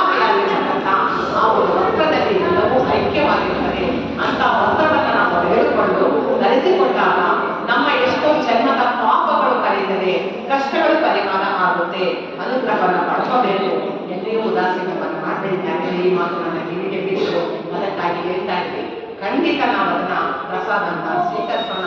ಅದು ಕೊಟ್ಟರೆ ಅದು ಪ್ರಸಾದ ಒಳ್ಳೇದು. ಯಾಕೆ ಅಂತಂದ್ರೆ ಗುರು ಸಮೀಪಕ್ಕೆ ಗುರು ಪ್ರಸಾದ ಕೊಟ್ಟರೆ ಕಾಯ್ತಾ ಇರ್ತೀವಿ ಯಾವಾಗ ಕೊಡ್ತಾರೆ ಅಂತ ಅಂದು. ಒಂದು ಸಾರಿ ನೈವೇದ್ಯ ಕೊಡ್ತಾಗ ಎಲ್ಲರಿಗೂ ಪ್ರಸಾದ ಕೊಟ್ಟರಂತೆ ಎಲ್ಲರೂ ನಡಬೇಕು ಇಲ್ಲಂತೆ. ಆ ದೇವಿಗೆ ತೊಡಸಿದ ಎಲ್ಲರಿಗೂ ಮುಂದೆ ಇಟ್ಟಿದ್ದ ದೇವರನ್ನೆಲ್ಲ ಕೊಟ್ಟರಂತೆ. ನಿಜವಾದ ಭಕ್ತರಿಗೆ ಆ ದೇವಿ ಧರಿಸಿದಂತ ಹುಟ್ಟಿದ ಸೀರೆಯನ್ನೇ ಕೊಟ್ಟರಂತೆ ತಂದು. ಇದು ನಿಜವಾದ ದೇವಿಯ ವಾಹನಗಳು. ಜ್ಞಾನ ಶ್ರೀ ಸ್ತವವನ್ನ ಜಪಿಸುತ್ತಾ ನಮ್ಮ ಆತ್ಮ ಕಲ್ಯಾಣ ಮಾಡಿಕೊಂಡು ನಮ್ಮ ಜನ್ಮದ ಉದ್ಧಾರವನ್ನ ಮಾಡಿಕೊಂಡು ಪ್ರಾಪಂಚಿಕದ ಕರ್ತವ್ಯಗಳನ್ನ ಸಂಸಾರದ ಕರ್ತವ್ಯಗಳನ್ನ ನಿರ್ವಹಿಸುತ್ತಾ ನಮ್ಮ ಆತ್ಮ ಕಲ್ಯಾಣ ಮಾಡಿಕೊಂಡು ನಮ್ಮ ಜೀವನವನ್ನು ಉದ್ಧಾರ ಮಾಡಿಕೊಂಡು ಹೇಳ್ತಾ ಈ ಒಂದು ಪುಟ್ಟ ಚಿಂತನೆಯನ್ನ ಆ ದೇವಿಯ ಪಾದಗಳಲ್ಲಿ ಹಾಗೂ ಪೂಜ್ಯ ಶ್ರೀಗಳ ಮಾತ್ರವಾದ ಪಾದವನ್ನು ಅರ್ಥೈಸೋಣ. ಇಲ್ಲಿಯವರೆಗೂ ಎಲ್ಲರೂ ನಿಶ್ಶಬ್ದವಾಗಿ ಕುಳಿತು ಆ ದೇವಿಯ ಚಿಂತನೆಯನ್ನು ಮಾಡಿರುವುದಕ್ಕಾಗಿ ನಿಮಗೆಲ್ಲರಿಗೂ ಸಹ ಹೃತ್ಪೂರ್ವಕವಾದ